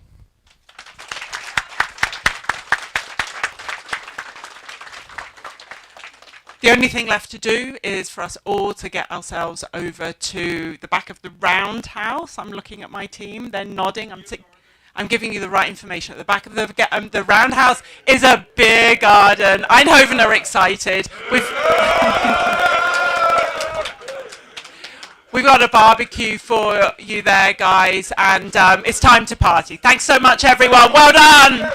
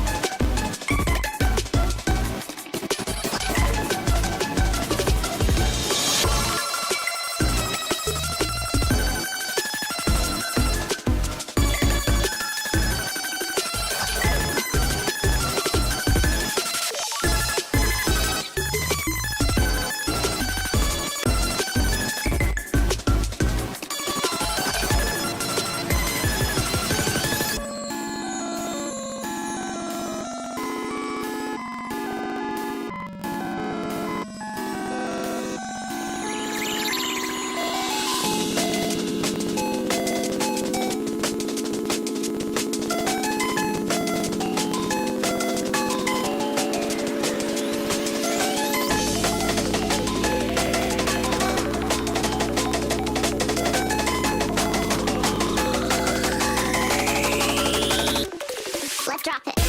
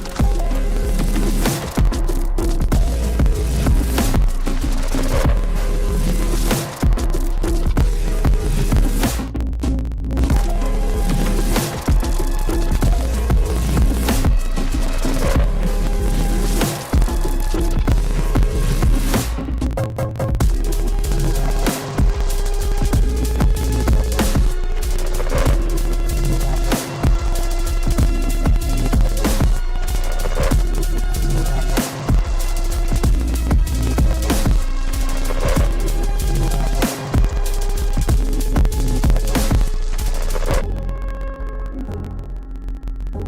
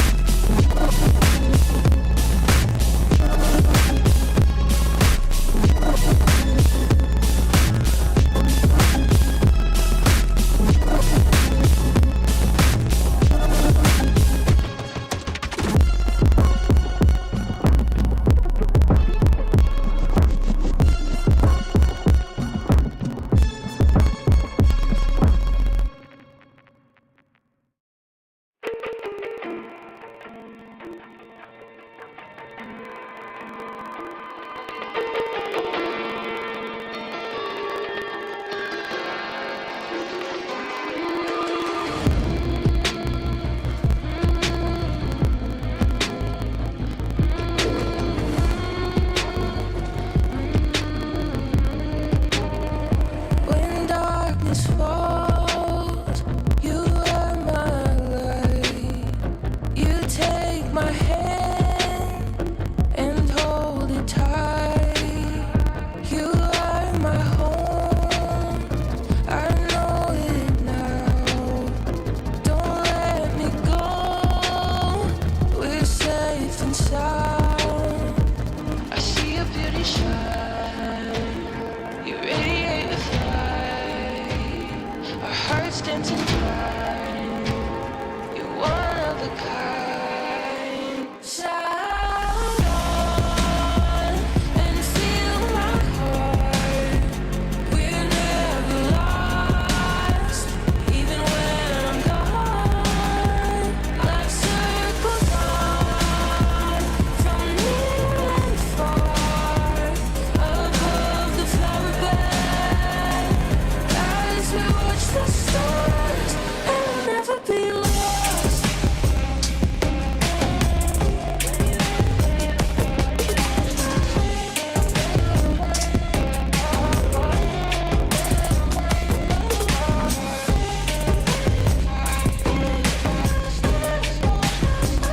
You are my home.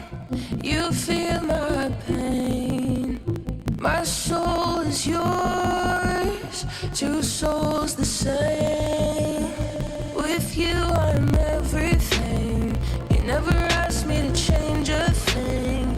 They set our world on fire, but our hearts will burn for miles. I see your beauty shine. You radiate with light. Our hearts dancing blind. You're one of a kind. Stars shining with us. Your fire is contagious. I feel the moon on our skin. Love glows out. Love streams in. Your eyes shining through me. Light the way so that we can see. Yeah. Feel the warmth of my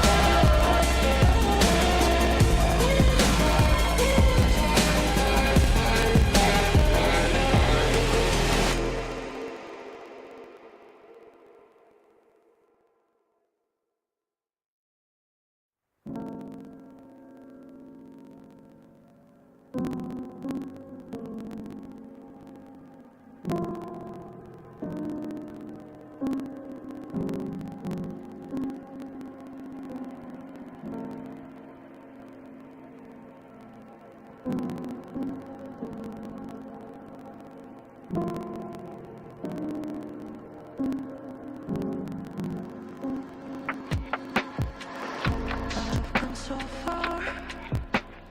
In a city once so ruthless, risked it all like I was invincible. If I had to break a rule or two, so be it. The game is on. Now you're a loser or a champion.